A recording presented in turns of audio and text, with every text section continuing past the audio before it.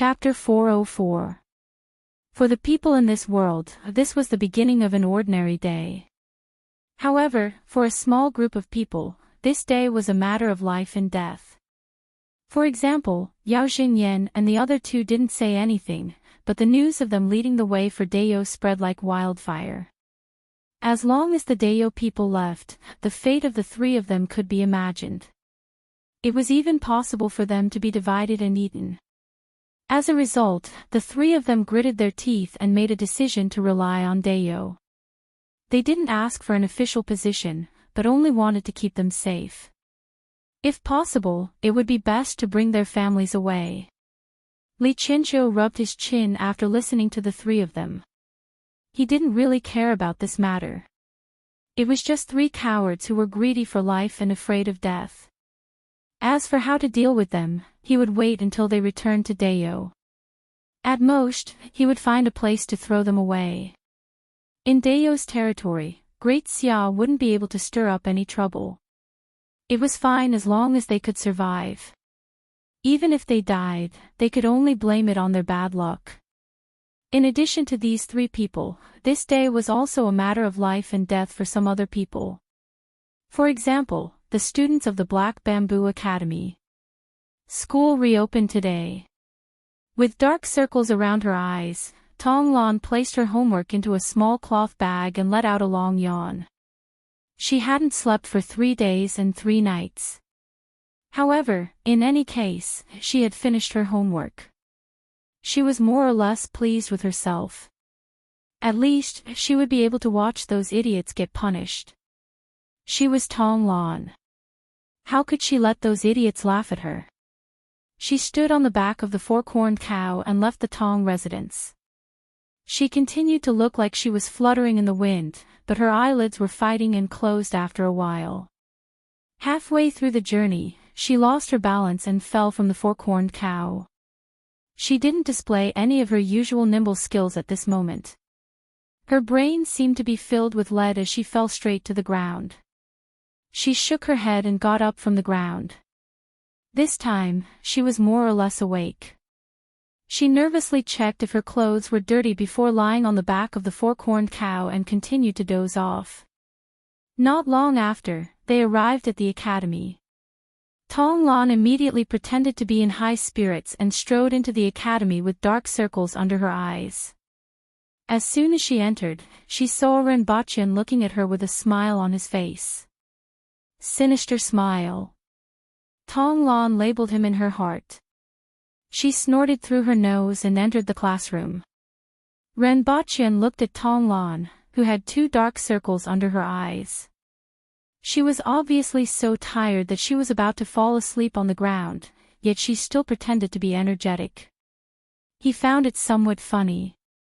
This little loli was too fun. Despite his young age, he was extremely competitive and always displayed a prideful look, constantly reminding himself that he was a genius. After watching the little Lolita enter the classroom, Ren Baqian stood at the door for a while. Most of the students came with dark circles under their eyes. However, it was extremely rare to have dark circles like the little lolis. It was like smoky makeup. Those who knew that he was doing homework and staying up all night, but those who didn't would think that he was playing death rock. After all the students had arrived, Ren Baqian strolled back to the classroom and stood on the podium. I'm very happy to see you. Next, someone will be receiving my gentle guidance, Ren Baqian said with a smile as he looked at the room full of dark circles. Hand in your homework first. Those who haven't finished, stand at the door. Everyone looked at each other with complacent smiles on their faces, waiting for the others to stand at the door. No, not a single one. Everyone was sitting there, waiting for the others to stand at the door. This is beyond my expectations. I thought that more than half of the students would stand at the door. Ren Baqian looked down and was a little surprised. Not only was it beyond his expectations, but it was also beyond the expectations of the others. The little Lolita's eyes widened. How was this possible? That bunch of good-for-nothings actually finished their homework.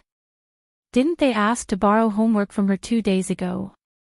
One had to know that she had done half of it previously and had to work for 3 days and 3 nights to finish it. How could they possibly finish it? It's still not too late to stand at the door. If I find out that you haven't finished your homework and haven't stood up, you know the consequences, Renbochin reminded them. Still, no one stood up. All right, hand in your homework here. I will look at it when I go back tonight. Renbochin nodded. This was indeed a pleasant surprise. In any case, he was very satisfied that this bunch of fellows still knew how to do their homework. Next, he mainly reviewed the content that they had learned previously. He picked a few students to stand up and answer his questions. About half of them answered correctly. Renbochin hadn't seen them for a long time and was in a good mood. He didn't punish those who answered wrongly. After school, he instructed the students to move the homework away and get ready to go back. Teacher. What's wrong? Renbochin raised his head and asked. I heard that you went to the battlefield. Indeed. Renbochin nodded. How was the battlefield? Wasn't it exciting and made your blood boil? When the topic of the battlefield was brought up, this bunch of students were in high spirits. It was all right. You can go to the slaughterhouse and take a look. It's roughly the same feeling. Renbochin thought for a while and replied. He was somewhat worried on the way to the front line, but when he really arrived, he didn't have much to worry about. However, he had always been well protected and used all kinds of modern weapons to tease the enemies. He had never experienced the kind of close combat that they were looking forward to. They had asked the wrong person. Renbochin left with the homework, and the classroom immediately became lively. Yagüe won't fight with people at the front line. You have asked the wrong person. I heard that he killed many enemies, at least a few thousand. A few thousand. He would have to run even if 3 people came. Don't forget that Yagüe has a gun. I also heard that Yagüe did kill many enemies. I heard that he contributed a lot to this battle. Yagüe usually uses a small gun. He has a big gun that is bigger than a human and can kill at least a few hundred people in a minute. If he uses that thing, none of you will be able to escape. Is that true? Is it that powerful? That's why I said that you should learn well. You can do it too if you learn Yagüe's skills. How can you finish your homework? Tonglan ignored the discussion of the others and ran to the 3 students who wanted to borrow homework from her. The 3 of them looked at Tonglan and smiled proudly. That smile made Tonglan want to press them against the wall. Seeing that Tonglan's face was getting darker and darker, they didn't want to provoke her. This little girl would make a move when she was anxious. If she made a move, the 3 of them would be the unlucky ones. It's hard to say. The 7 of us wrote a part each and copied from each other. Tonglan's face turned black when she heard this. She had worked so hard for so long, but they actually wrote a part each and copied from each other. When she thought about how she hadn't slept for 3 days and 3 nights, she immediately grabbed the table and slammed it on the 3 of them. Are you crazy? Bang! Crash! The 3 of them were slammed to the ground. Tonglan dusted her hands and slipped out of the classroom. She went home to sleep. Renbochin leaned against the wall outside. When he saw Tonglan, he smiled and said, "That's why it's said that it's very difficult for one person to do things together. You have to learn how to borrow the strength of others." Humph. Tonglan raised her head and walked out of the school. Seeing that Tonglan had left, Renbochin returned to the classroom. The students immediately shut up when they saw him. Working together to accomplish something is indeed a good method. However, homework is an exception because it's a way to deepen your knowledge. Remember, the knowledge you learn is the same as your personal strength.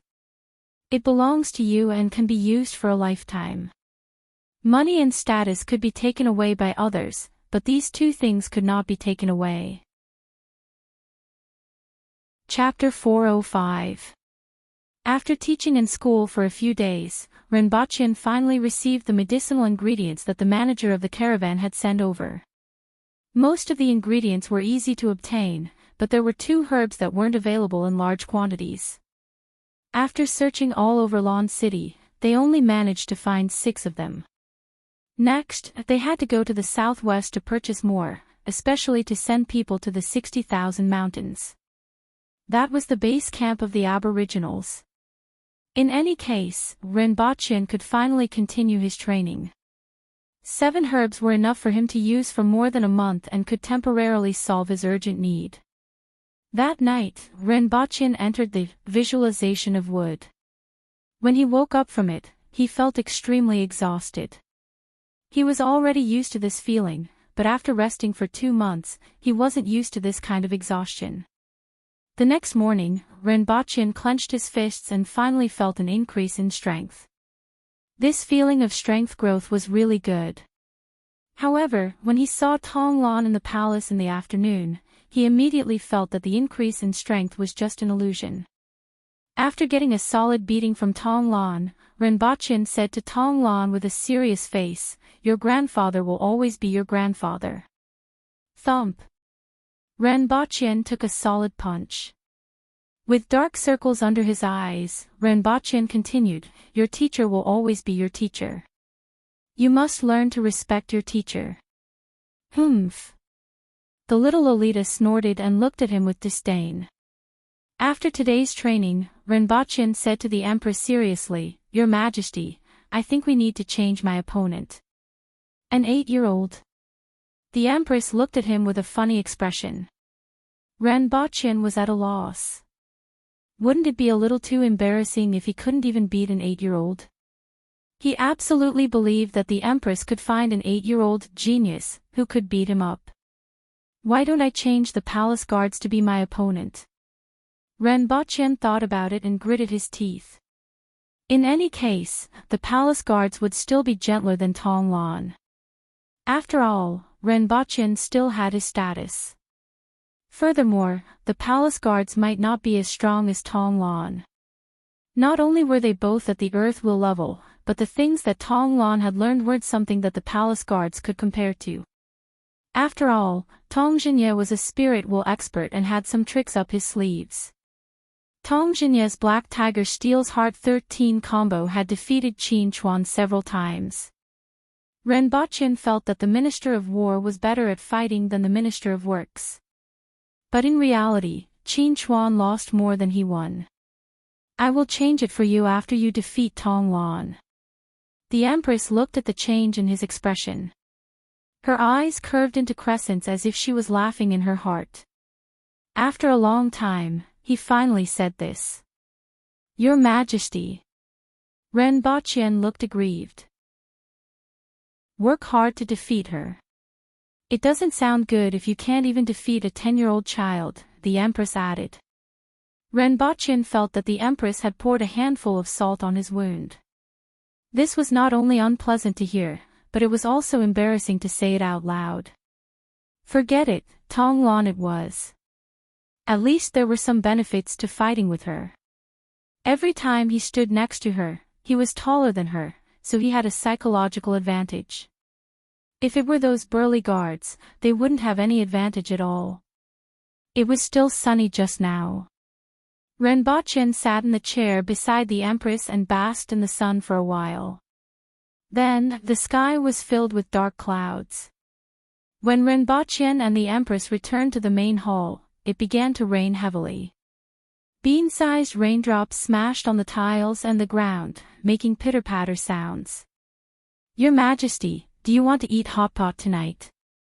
Renbochin turned his head and asked after looking at the rain outside. "Sure."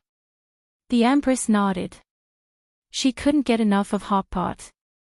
Before the sky turned dark, the guards brought the ingredients for hot pot in the rain. Renbochin and the Empress listened to the sound of the rain in the main hall. In front of them was a steaming hot pot, which felt very good.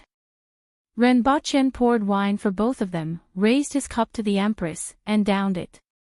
Those people in the south are always dishonest. I just killed a group of them, and recently, I discovered that they are secretly colluding, the Empress said faintly as she drank the wine. He didn't know when she developed this habit of always talking about things while eating. Oh. Ren Bachien nodded. This kind of thing had never stopped, but it became more serious after the war with Great Xia. What do you think? The Empress asked faintly. I will make a trip there. Ren Bachien said after thinking for a while. After all, it will take some time to settle these things. Just treat it as preparation for the Yun nation. However, it will be a pity that I won't be able to accompany your majesty. In that case, you don't have to feel regretful. I will make a trip there too, the Empress said faintly. Your Majesty, you are going too. Ren Bachien was slightly surprised as he didn't expect the Empress to actually go there. I want to see why they are still not satisfied after the imperial court has given them a peaceful life for decades, the Empress said.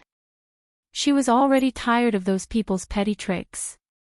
If she hadn't promised them, she would have killed them long ago. Now that she was going there to settle things, she wanted to see what those people were like, what kind of life they were living, and whether the imperial court had mistreated them. What about the imperial court? Ren Bachien asked. Previously, she went to the north because of the war, and it was an urgent matter. Now that the war had stabilized, it didn't seem appropriate for the Empress to abandon the imperial court and run to the south. With the elders and the radio station around, there won't be any delays, the Empress said indifferently. In that case, I still have to bring my students along. I'm afraid this trip will take some time, Ren Bachien continued. Oh yes, Your Majesty, do you want to read your poem? I learned it from an old man when I was young, Ren Bachien asked. Read your poem. Everyone's poem is different. You can tell a person's fate by reading their poem. This is a skill that has been passed down for thousands of years, Ren Bachien explained. How do you read it? The Empress's curiosity was piqued by his words. Your Majesty, give me your hand. As Ren Bachien spoke, he held the Empress's hand and opened it. Then, he used his other hand to touch her palm and squinted his eyes. He touched it once, then again, and again. The Empress's face was full of anticipation, and her eyebrows were raised, and her eyes were cold. Ren Bachien coughed and said, in terms of fate, Your Majesty was born rich and noble. You are at the top of the world and have the fate of the human emperor. In terms of marriage, Your Majesty is already married without any twists and turns, and you will live to a ripe old age together. The Empress continued to look cold. She felt that she had been deceived by this guy in front of her. In terms of fortune, Your Majesty's fortune is unparalleled, and you are sitting on the wealth of the world. Although your fortune isn't considered good at the moment, this year is your lucky year. From this year onwards, Your Majesty's fortune will gradually increase, and you will be the wealthiest in the world. In terms of children, Your Majesty has 12 children. Slap.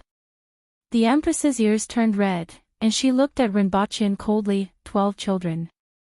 Have 12 children. Just thinking about it was scary. Furthermore, it was difficult for the Aboriginals to have children. It was considered good for an average family to have 3 to 5 children. Otherwise, there wouldn't be so few Aboriginals. At her level, it was even more difficult to have children. This bastard was indeed deceiving her. Ren Bachien shook his hand with all his might, and his face was twitching. Yes, I have 12 children. Ren Bachien took a deep breath and said. Slap. The Empress's phoenix eyes widened. If she didn't have 12 children, then whose? Chapter 406. It was nighttime. Dark clouds covered the moon. Yun Nation, outside Qingfeng City. More than 20 people appeared not far from the city and looked at the city wall with torches in the distance. The leader was a huge man who looked like a small giant and carried 2 double-edged axes on his back. He was the one who led the attack on the 7th Prince of Great Xia. This time, he was still the leader of the operation to exterminate the Yun Nation's Guqing warlord and his family. The Department of Inspection was mainly in charge of covert matters. Among them, there was a department in charge of investigation, but this department seemed to exist in name only. Rather than investigating in secret, the Aboriginals might as well kidnap people and interrogate them. The other department was in charge of killing. However, the Empress was straightforward and would behead anyone she didn't like. As a result, they rarely had to do anything. On the contrary, they had to be mobilized twice in a year. Apart from practicing martial arts every day, they had nothing else to do. Her Majesty finally remembered them. There were only about 100 people in the Department of Inspection, and the weakest among them was at the earth-will level. However, unlike the winged cavalry, who were good at charging and breaking through enemy lines, the people of the Department of Inspection were better at one-on-one combat, just like the practitioners of Great Xia. There isn't even a moon. It's a good time to kill people at night. Sir, when do we enter the city? Someone behind him asked in the dark.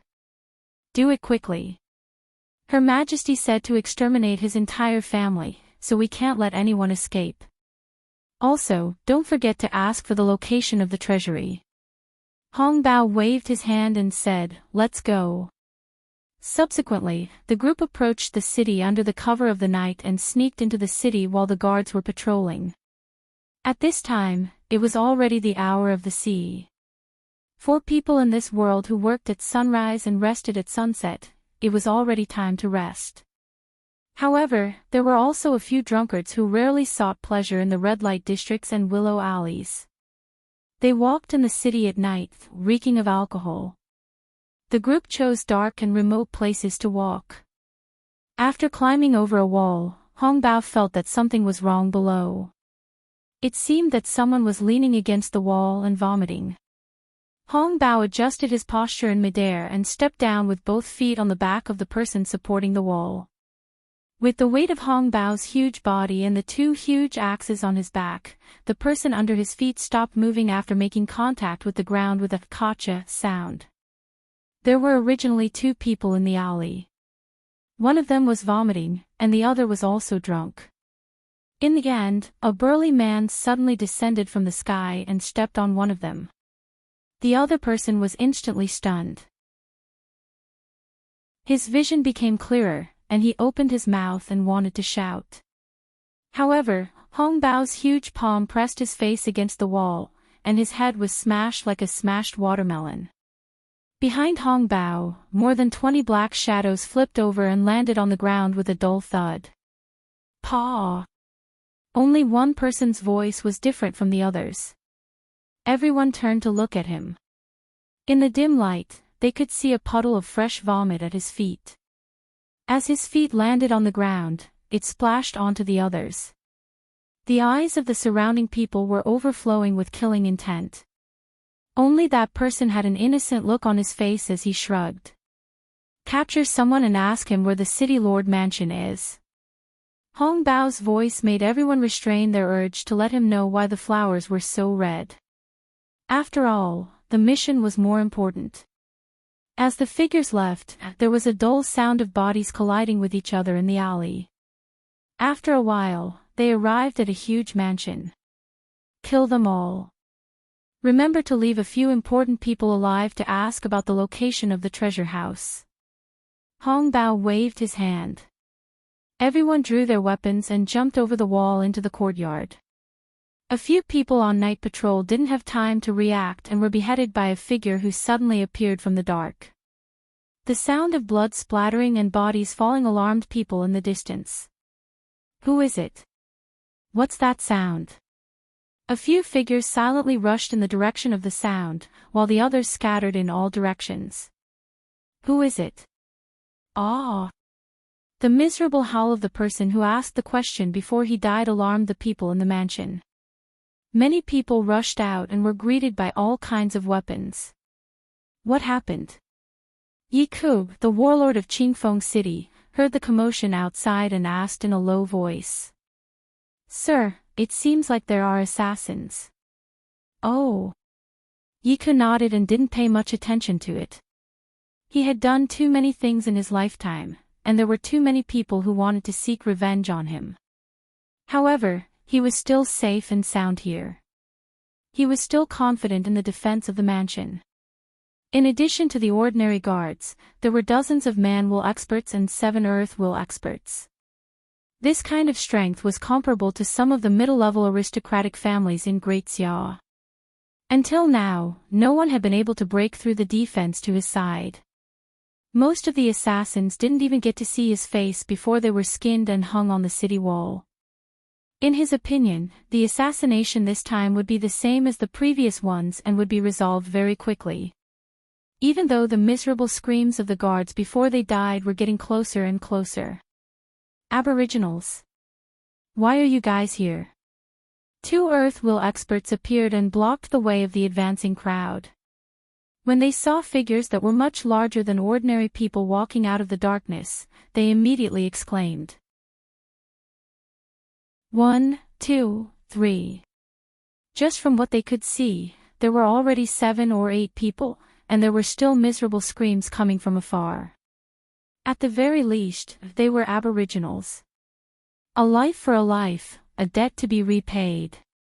A burly man holding a mace revealed his white teeth in the darkness. He looked like a wild beast and was full of malevolence. Kill!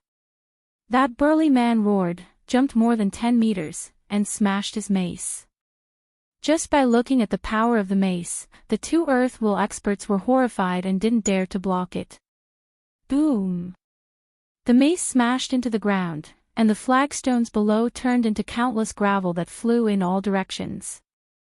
Although the 2 experts dodged the mace, they felt a chill in their hearts when they saw the other figures that jumped over. Earth-will experts, they were all earth-will experts. The 2 of them immediately thought of the incident that happened in the city a month ago. They didn't expect this group of aboriginals to be so vengeful that they didn't care about the war and directly sneaked into the Yun Nation just for that seemingly trivial incident. The 2 of them were filled with regret. If they had known this would happen, they would have stopped Yiku on that day. At the very least, they would have taken their leave. Let's talk this out, the 2 shouted. The others simply ignored their words and silently brandished their weapons. Each of them was full of murderous intent. Kill them all, leave no one alive. Seeing that the other party wasn't going to show any mercy, the 2 hurriedly shouted for the other experts. Who dares to behave atrociously in the warlord's residence? A loud shout came from outside the warlord's residence. When the 3 experts heard the shout for help, they immediately emerged from the residences around the warlord's residence. In a few flashes, they appeared inside the warlord's residence.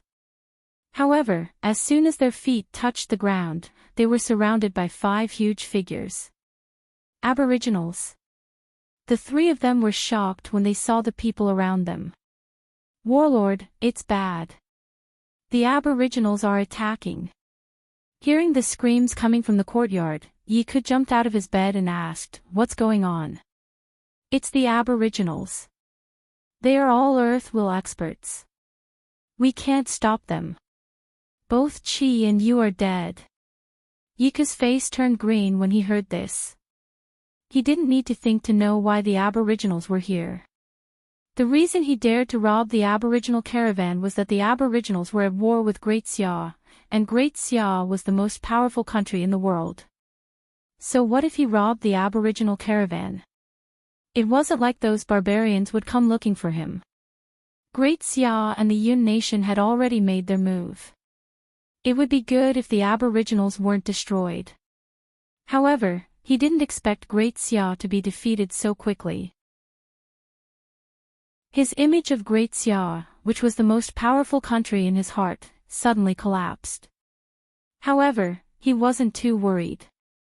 There was still the Yun Nation's army ahead, and the other party couldn't do anything to him. However, he didn't expect the aboriginals to sneak into the Yun Nation so quickly and ruthlessly to seek revenge. Barbarians. They were indeed barbarians. They didn't even see the big picture. There was still a war ahead, and they actually came to seek revenge over such a small matter.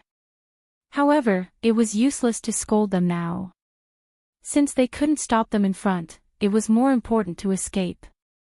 "Master, what should we do?" the concubine on the bed asked with a pale face. Although she didn't know how powerful the aboriginals were, she knew about them. Furthermore, they couldn't be stopped in front now.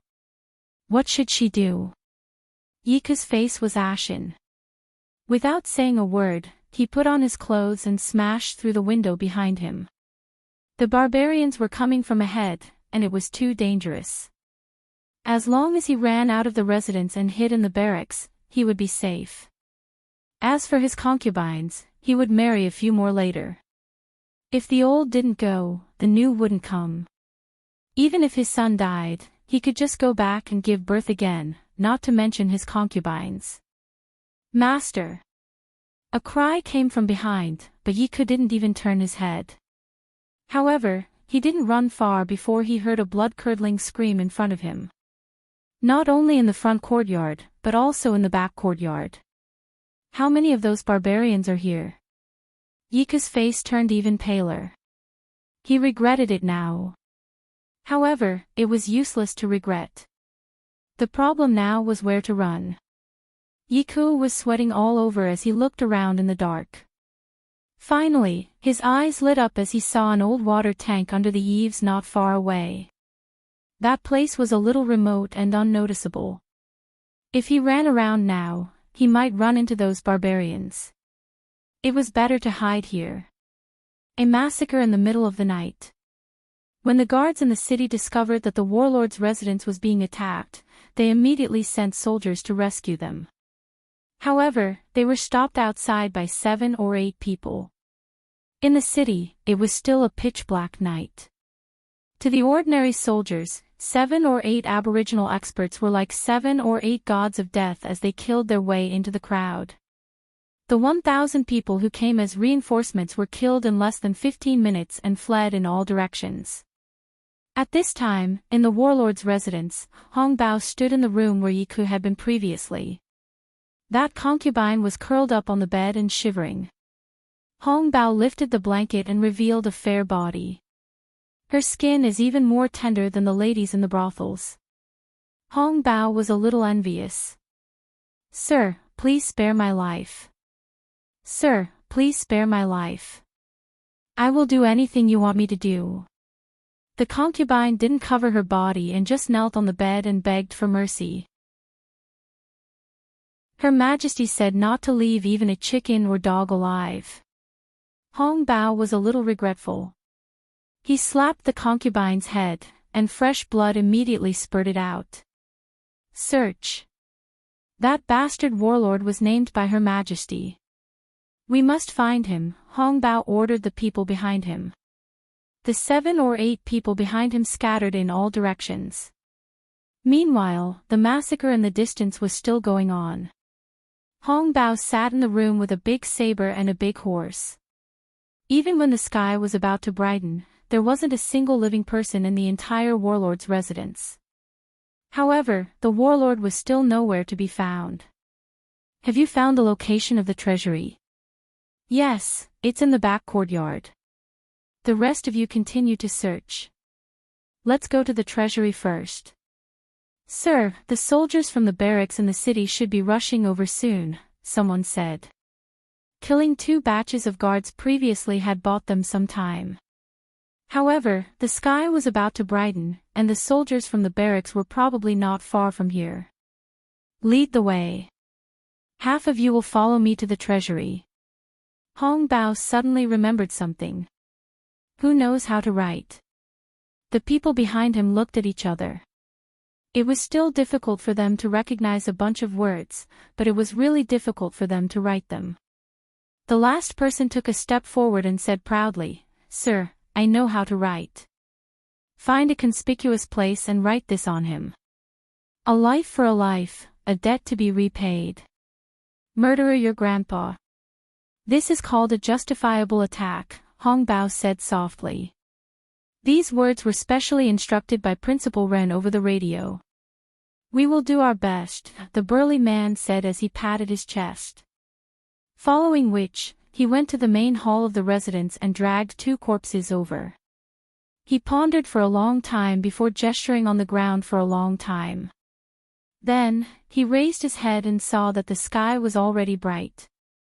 He hesitated for a while before writing a few bloody words on the wall. "Murder XX, a debt to be repaid X, murderer your grandpa." Chapter 407. That's all. Hong Bao walked around the so-called treasury with an ugly expression. There were more than 10 boxes of silver, some weapons and armors that looked impressive, and 1 box contained crystal cups and an extremely beautiful mirror. The bronze mirrors couldn't be compared to them at all. The most valuable thing here was this box of crystal cups and mirrors. However, he was the warlord of the Yun nation, and the Yun nation was famous for being extremely wealthy. How could this be all he had? There was only one possibility. This was only a treasury on the surface, and there was definitely another place to store the truly precious items. "Sir, what should we do?" "Move them away."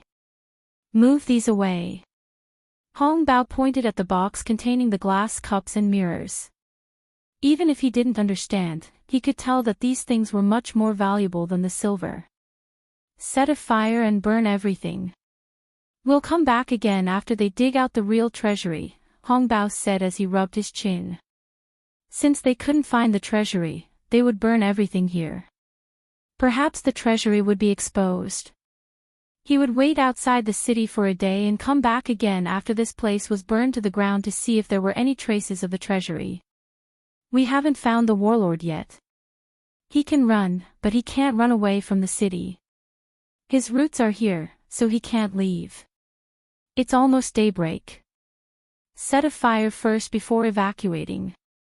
Fill up the wells and break everything that can hold water. They won't be able to put out the fire." "Yes." After that, everyone split up. Some set fires everywhere, while others filled up the wells. At the same time, they broke everything that could hold water to put out the fire. For example, the buckets and water tanks in the courtyard. 1, 2, 3. When one of the water tanks was broken, a person fell out. The person who broke the water tank was stunned.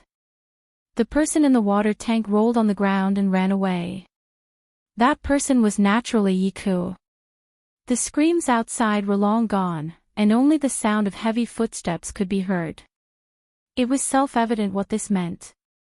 Everyone in the residence was dead, including his 22 concubines and his children. Yi Ku was scared out of his wits.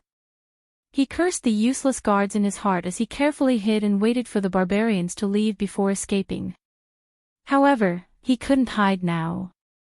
After the aboriginal warrior who broke the water jar recovered from his shock, he sneered, drew out the sword from his back, and threw it at that person. Then, he walked over and stepped on his body to pull out the knife. After wiping it with his clothes, he suddenly thought of something. This person's physique seemed to be that of the city lord who had yet to be found. It couldn't be him, right? Hee. That aboriginal warrior was elated. This was truly a pie that fell from the sky. "Are you the city lord?" The aboriginal warrior asked after seeing that he was still breathing after flipping him over. Yi Ku was vomiting blood like a crab. The stab just now had pierced through his lung. "Is that so?" "Paw." A slap in the face. "Is it true or not?" "Paw." Another slap. "Answer me. Is it true or not?" "Paw paw paw paw." "Are you still breathing?" "Out of breath?" "Forget it, bringing your head back will be a great merit." Seeing that the aboriginal soldier was no longer breathing, the aboriginal soldier chopped off his head. "Regardless of whether you are the city lord or not, I'll take it as you are." Boss, I brought the city lord's head back." "Is this it?" Then, he excitedly ran to find a red packet to present. Hong Bao stood in the courtyard and looked at the head that his subordinate brought over. The face was so deformed that even his mother wouldn't be able to recognize it, let alone Hong Bao. Where's the corpse? It's there. I'll bring it over. After a while, the guard brought the corpse over again. It was very dirty, but from the physique, it looked similar. Didn't you ask where the treasury is? Oh, I forgot. Forget it, I'll remember your merit. Hong Bao waved his hand. In any case, he had snatched a box of treasures. As for the real treasury, now that the city lord and his family were all dead, he wasn't sure if the guards could dig it out. He would wait for 2 days and see. Even if they couldn't find the real treasury, those crystal cups and mirrors should be worth a lot of money. It would be a small merit to hand them over to Her Majesty. By the time the surrounding flames were set ablaze, the guards in the city had also arrived. Let's go and kill our way out. If Renbochin knew that this group of people had snatched those useless glass cups and mirrors back, he wondered what kind of expression he would have. At this moment, he was on Earth. He tidied himself up and prepared to leave. Today's matter was a little special. He had to meet someone. A very special person. Qi Jiayu. To be honest, he didn't know how to treat this woman who looked 80% like the Empress. If he didn't guess wrongly, Qi Jiayu was probably the Empress from Earth. They were two different people, but in some aspects, they were actually the same person. Otherwise, that trace of the Empress's soul wouldn't have had such a reaction when she saw her. Just like when he met the seventh prince. Renbochin felt that this situation was a little tricky and didn't know how to deal with it. Ignore her. However, the thought of the Empress's soul at that time was like burying a thorn in his heart. Kill her. From a certain point of view, this was the best solution. He didn't feel guilty at all for killing an innocent person. He had already killed hundreds and thousands of people, so why would he care about an ordinary person? However, she was, after all, the Empress of this world. This identity made it a little difficult for him to kill her. Therefore, after thinking for a few days, he finally contacted Shenfeng to meet her. The method was very simple. He asked Shenfeng to look for their teaching assistant and say that a certain company was recruiting a few interns. Those who wanted to apply had to submit their resumes. Then, he just had to see if her name was on the resume. If she wasn't, he would think of other ways. This matter was easily settled, and today's appointment was made. Renbochin drove to a cafe in Shanghai and found a seat to sit down. After waiting in the cafe for about 20 minutes, he saw a young woman walk to the door through the window. She was wearing a floral skirt and a white lace shirt. She looked youthful and a little charming. When he saw her, his murderous intent began to rise. It's her. Renbochin immediately knew that the person in question had arrived. Then, his phone rang. Hello, is this Mr. Ren? Table 16, I can already see you, Renbochin said faintly. Qi Jiayu pushed the door open and looked around. After asking the waiter, she was led to Renbochin by the waiter. Hello. Qi Jiayu said first, then was a little surprised when she saw Renbochin's appearance. It's you. Take a seat. Renbochin said faintly. Are you that stalker from last time? Why did you beat around the bush and spend so much effort to trick me here? Don't tell me you want to woo me. Do you know that your behavior is very annoying? Although it seems like you put in a lot of effort. But, I'm sorry, I'm a good person. I should find someone better. After Qi Jiayu recovered from her surprise, she opened her mouth and said a series of words. Renbochin was speechless. What was going on? Renbochin was puzzled as he watched Qi Jiayu turn around and walk away after saying a bunch of words. What did she say? What was going on?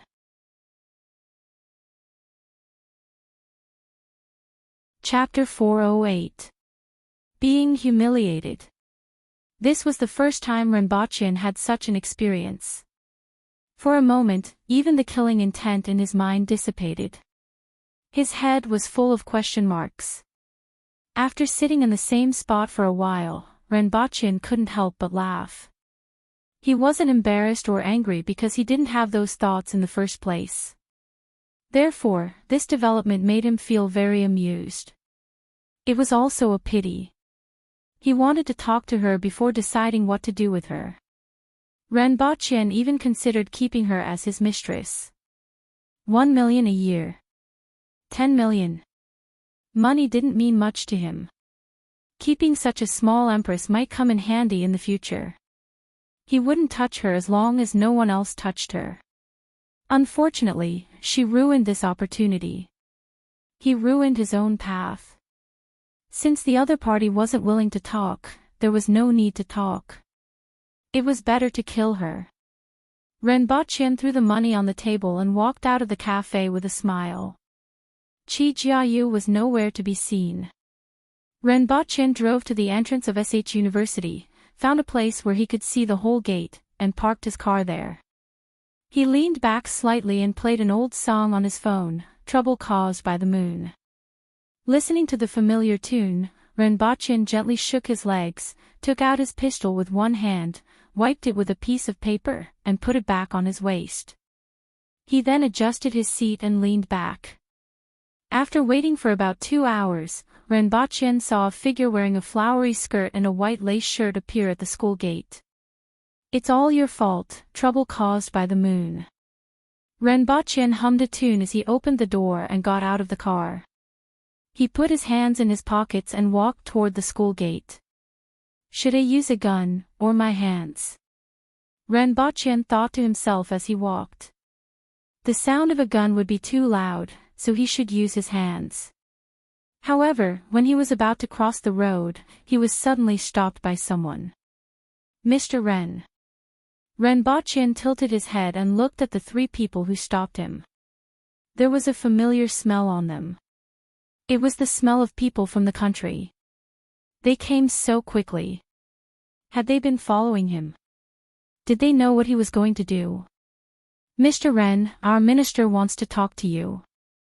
One of them took out his phone and dialed the number before putting it by Renbochin's ear. Mr. Ren, remember what you promised the country. Yang Sen's voice came from the other end of the phone. What? Renbochin asked. You promised the country that you wouldn't kill anyone. I hope you keep your word. You are an extraordinary person, and it is not worth ruining your reputation for such a small matter. I also do not wish for anything to affect our cooperation. Yang Sen warned. No matter what, we don't want to see that kid called Qi Jiayu get hurt. No matter what, we don't want to see that child named Qi Jiayu get hurt. She's just an ordinary person. Although she looks like that person, she's just an ordinary girl in today's society. She doesn't belong to the same world as Mr. Ren. Renbochin smiled. Renbochin smiled and said, it won't affect you if I provide for her, right? This was a consensual thing. Although it's against social customs, it's not your business. I hope Mr. Ren means what you say.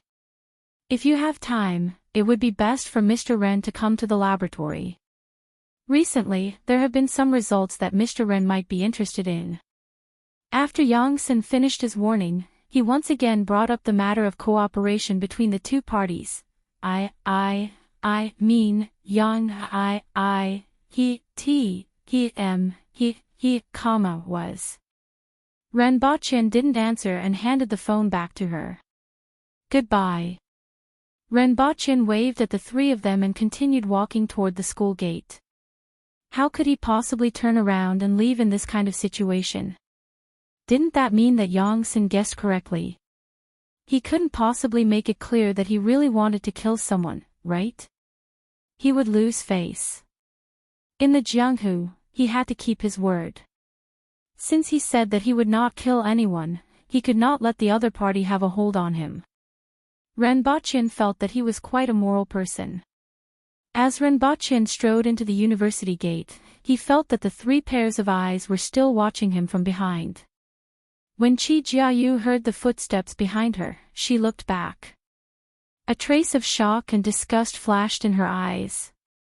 She said in a loud voice, "I won't steal your boyfriend. That Lu Jingliang just likes me. You can't control your own man. Don't bother me, okay?" As soon as he said that, the surrounding people heard it clearly. One by one, they stood to the side and looked at the two of them as if they had been injected with chicken blood. A man and a woman fighting over a man. This was much more exciting than two women fighting over a man. Renbochin, he had been hitting the goose for a long time, but in the end, the goose had pecked his eyes. Renbochin cheated people every day. Unexpectedly, there would be a day when he would be cheated by someone else. Renbochin reconsidered whether he should shoot her now. "Follow me to the State Security Department." Renbochin rummaged through his pocket for a long time and found his identification. He had specially brought it with him today. "I have a special poor certificate, single certificate, and FFF certificate. Do you want to take a look?" Qi Jiayu looked disgusted. Nowadays, what kind of identification couldn't be made online? Did he think that she was a fool? "This thing might be able to prove my identity." Renbochin took out a gun from the back of his waist. The surrounding students were shocked. Qi Jiayu was also shocked. Following which, anger flashed in her eyes. This guy was getting more and more overboard. This was SH University. What was he trying to do with a fake gun? Bang! Without waiting for Qi Jiayu to speak, Renbochin suddenly fired a shot at the ground.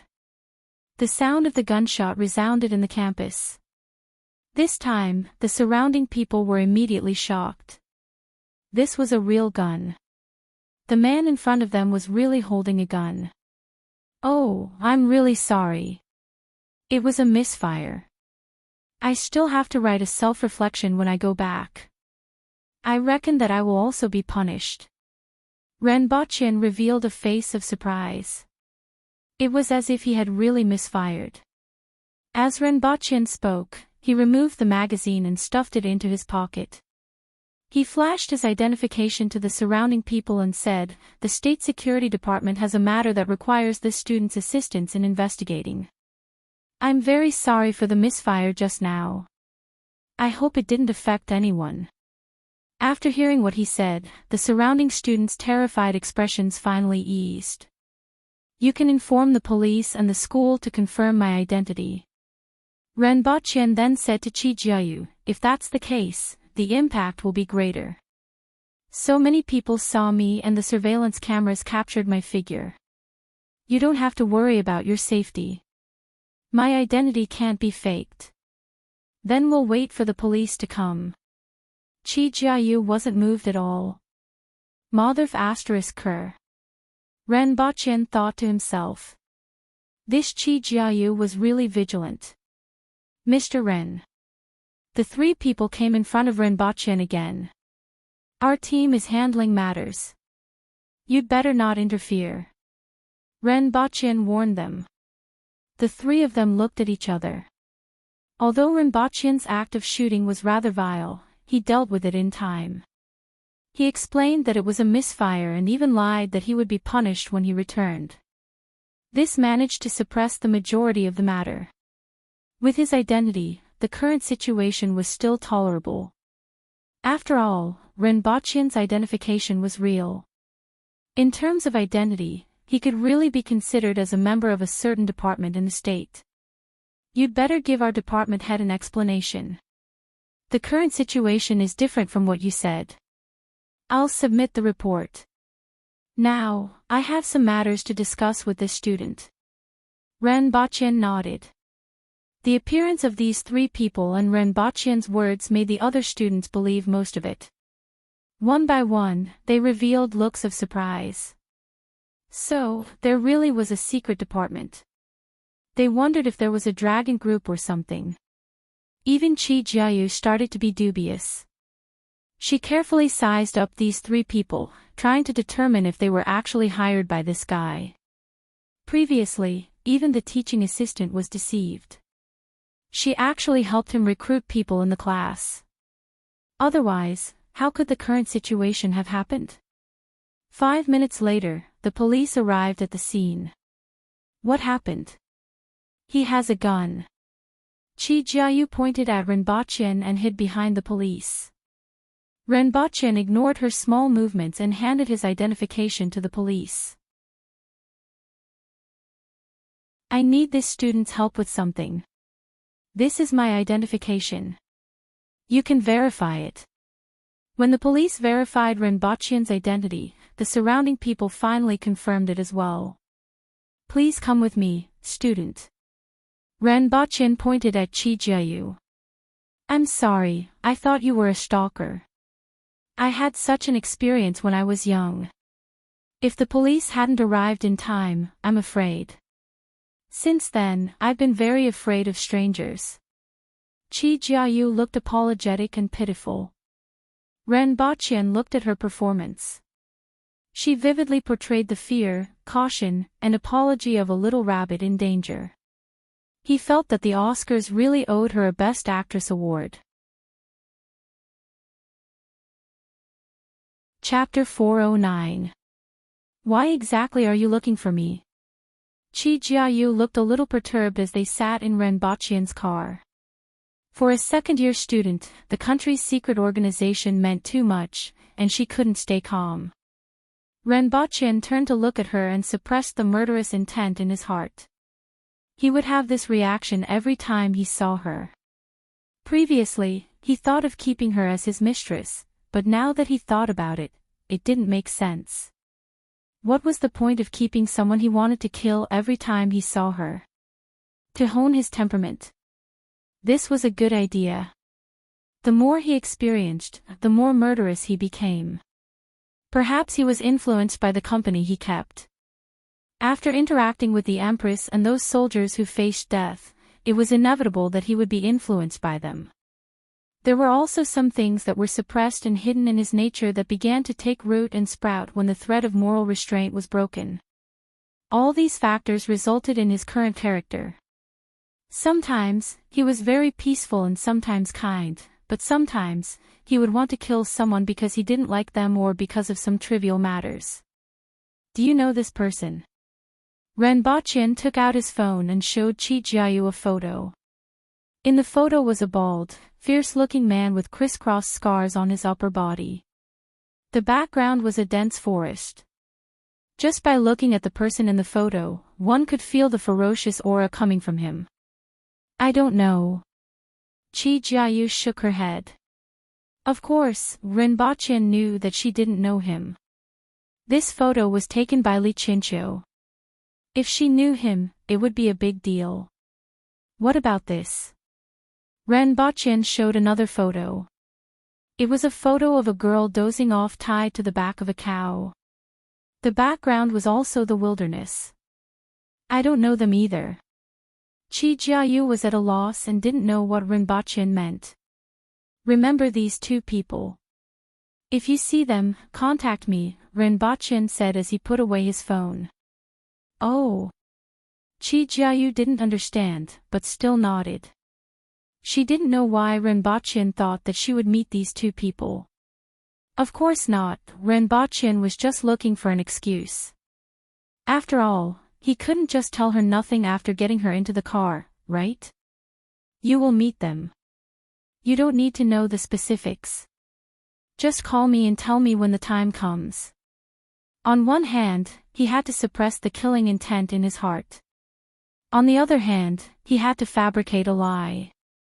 Even though lying had become a habit for him, he was still a little annoyed. What annoyed him even more was this person's appearance. You may leave.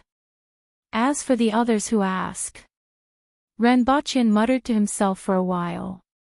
He could imagine that some people would definitely look for her and ask what he had said after he left. Just say. Renbaqian suddenly turned his head and asked, Is 10 million yuan enough to support you? Ha. I'm sorry, I'm a good person. I should have found someone better. Chi Jiayu subconsciously said. Yes, that's what I said. If they ask, just tell them about it. Although they are in the same department as me, they are not in the same group. The meaning of these words is clear to all of us. It means that you are my chosen one. The photos and related words I showed you earlier, you have to keep them to yourself. Before the matter is resolved, you can't tell anyone. You should know the significance of the secret department's work. Don't cause trouble for yourself, and don't cause trouble for me. Ren Baqian waved his hand. That's it. Remember to say that. Oh. Chi Jiayu was still in a daze. She had no idea what was going on. Why do I have to do all this? Chi Jiayu finally thought of asking a question. You don't have the right to refuse. Furthermore, once you're done, I will help you apply for funding for your informant activities. After Ren Baqian drove away, she stood in the parking lot and stared blankly for a long time. If someone really wanted to support her with 10 million yuan, would she agree? 10 million yuan. She wouldn't be able to earn that much even if she worked for a lifetime. It was tempting to think about it. Unfortunately, this wasn't true. This is student Chi Jiayu, right? I have a few questions to ask you. 3 men walked in front of Chi Jiayu. They were the 3 men in the campus just now. They seemed to know Ren Baqian and were from the same department.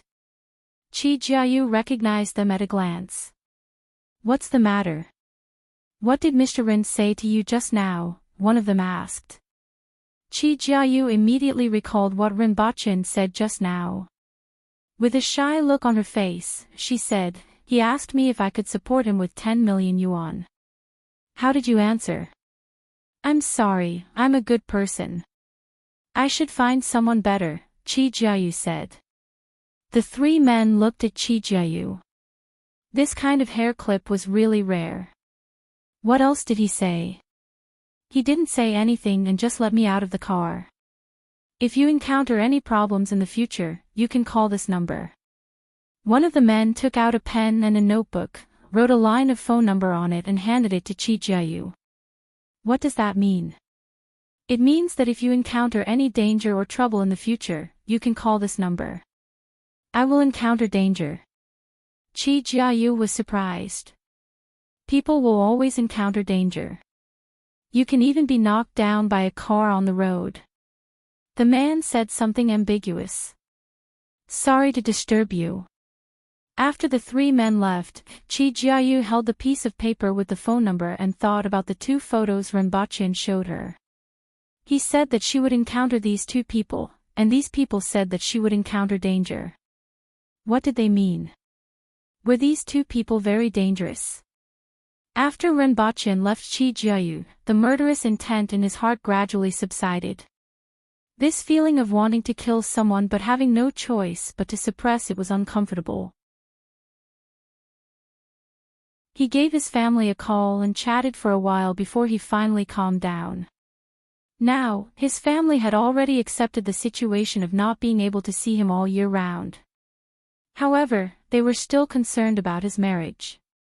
Every time they called, they didn't forget to ask when they would bring the girl back to see her. Ren Baqian's mind was filled with the idea of bringing this impostor back to let his parents meet her. However, he gave up on this idea as soon as it appeared. If the Empress met his parents in the future and found out from them that he brought a girl like her back, he reckoned that he would be out of luck. For the next 2 days, he stayed in the villa in a daze. Although Yang Sen said that there was progress in his research, he wasn't in the mood to go over now. After staying in the villa for 2 days, he brought a batch of radio stations, walkie-talkies, batteries, and solar panels back to the other world. These things were still very lacking in the other world.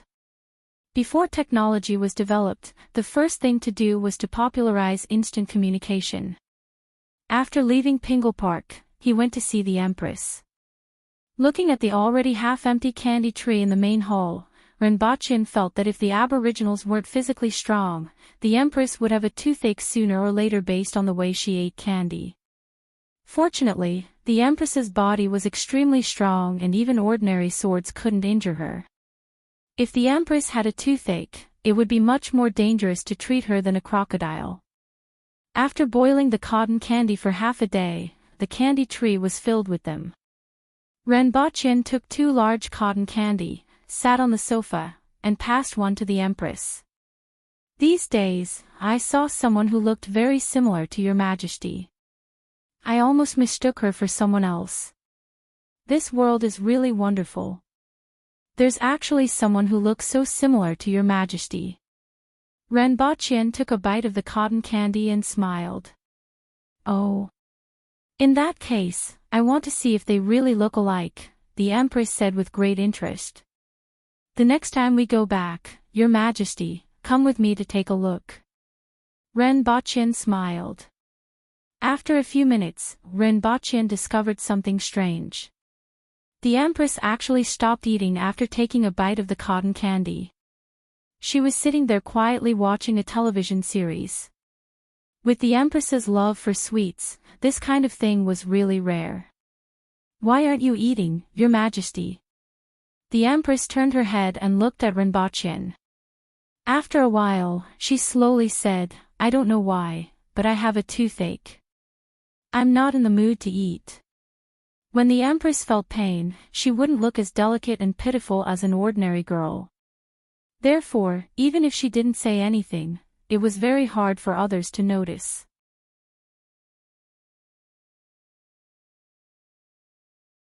Chapter 4:10.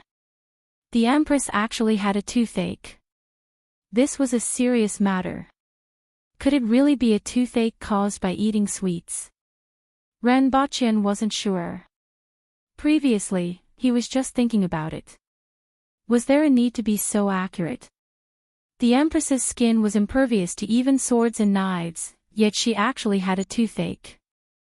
Renbochin found it hard to believe. "Your Majesty, why don't you open your mouth and let me take a look?" Renbochin asked. The Empress rolled her eyes at him. How was it possible to open her mouth and let him take a look? She would never agree to this kind of thing.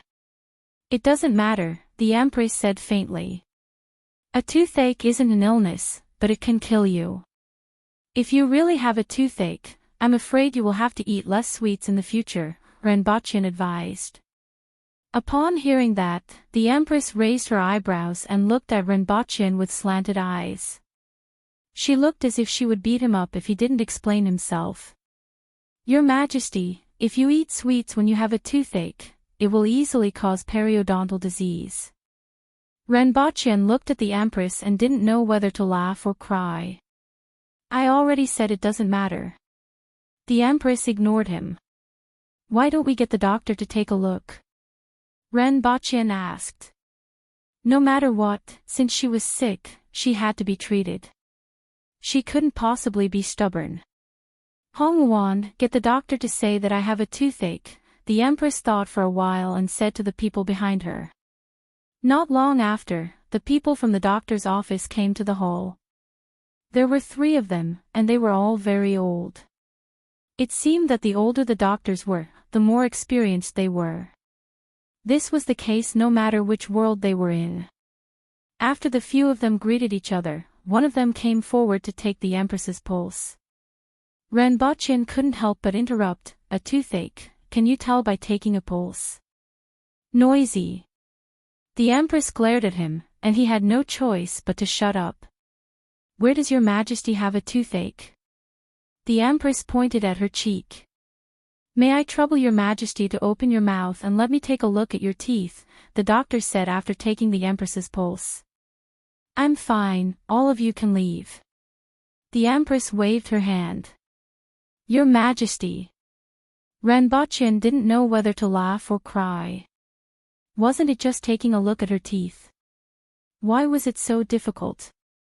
"Your Majesty, it's better to take a look. Teeth are not a small matter. It would be inappropriate if it affects your appetite in the future," the doctor advised. The Empress frowned and hesitated for a long time before opening her mouth slightly. The doctor didn't dare to get too close.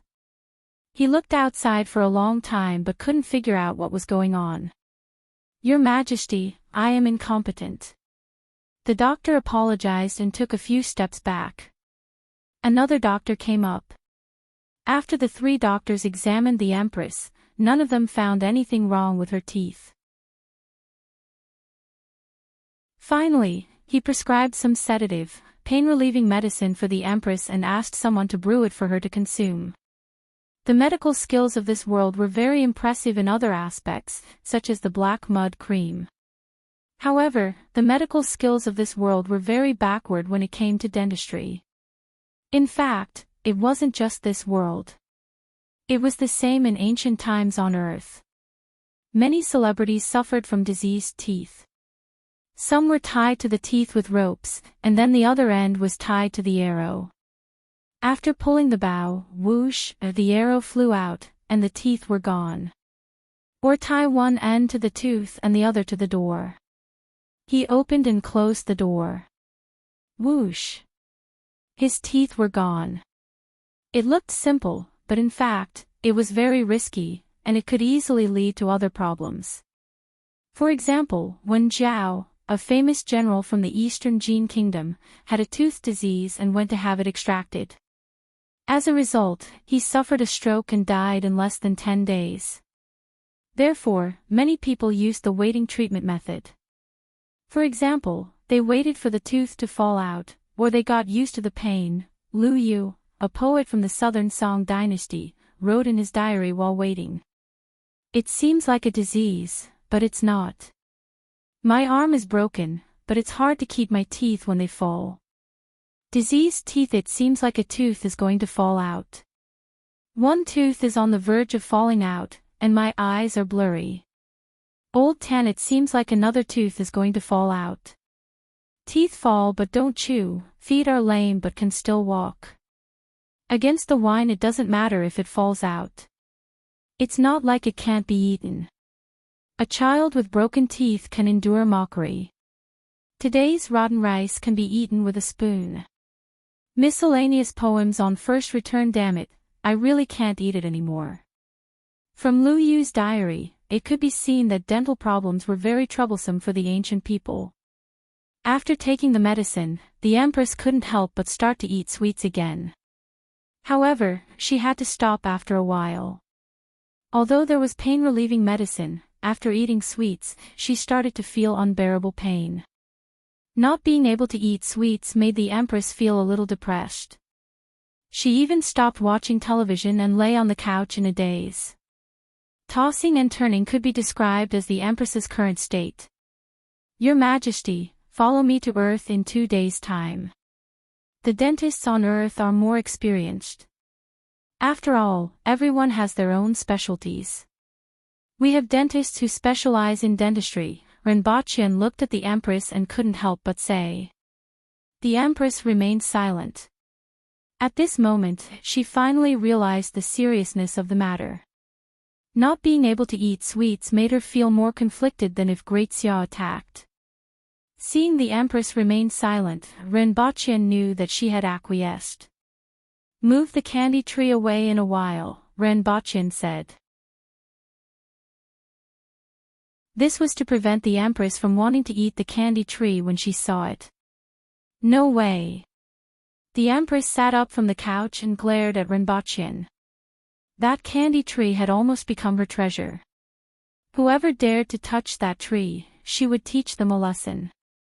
Renbaqian helplessly spread his hands when he saw the Empress looking at him covetously. 2 days later, Renbaqian and the Empress returned to Earth again. The Empress changed her clothes and sat on the sofa with an ice cream in her hand. After taking 2 bites, she had no choice but to stop.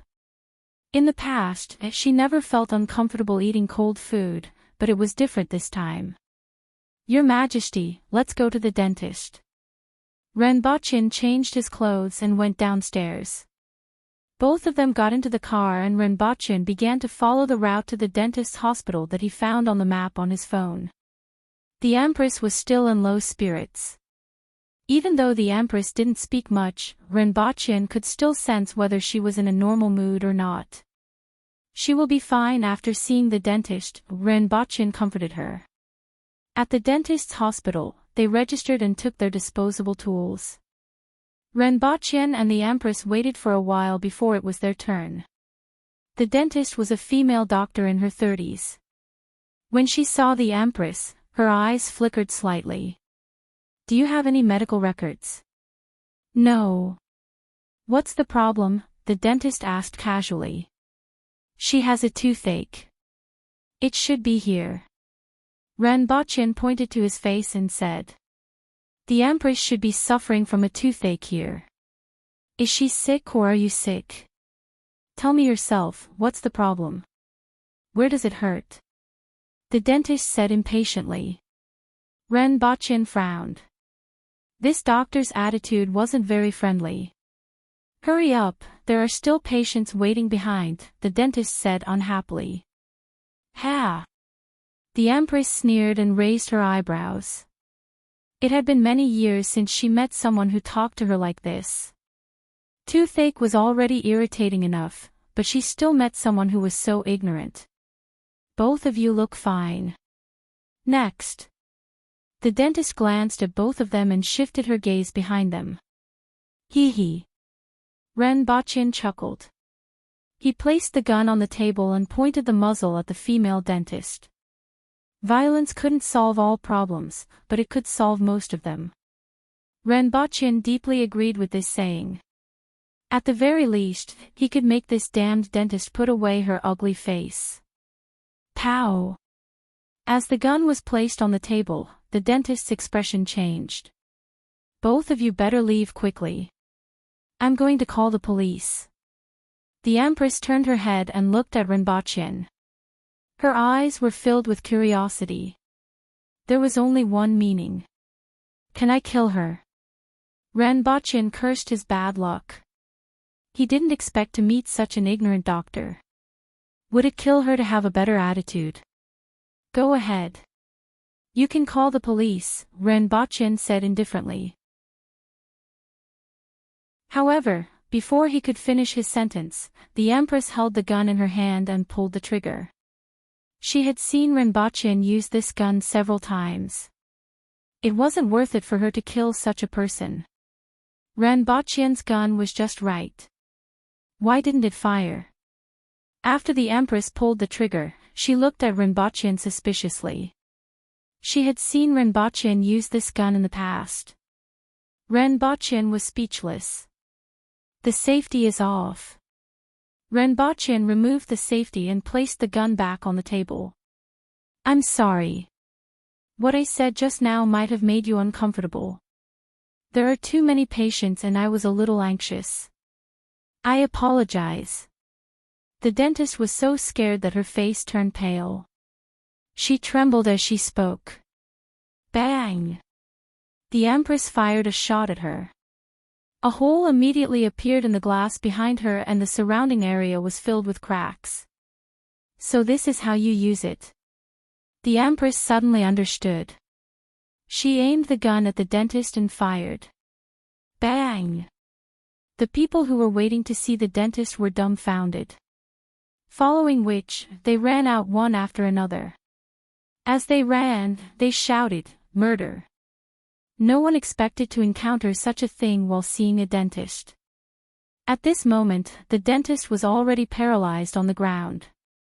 The Empress's second shot grazed past her ear. "This thing isn't easy to use." The Empress casually threw the gun to Renbochin. Bang! Renbochin grabbed the gun with one hand and cursed. He lowered his head and looked at his leg. Blood had dyed his pants red.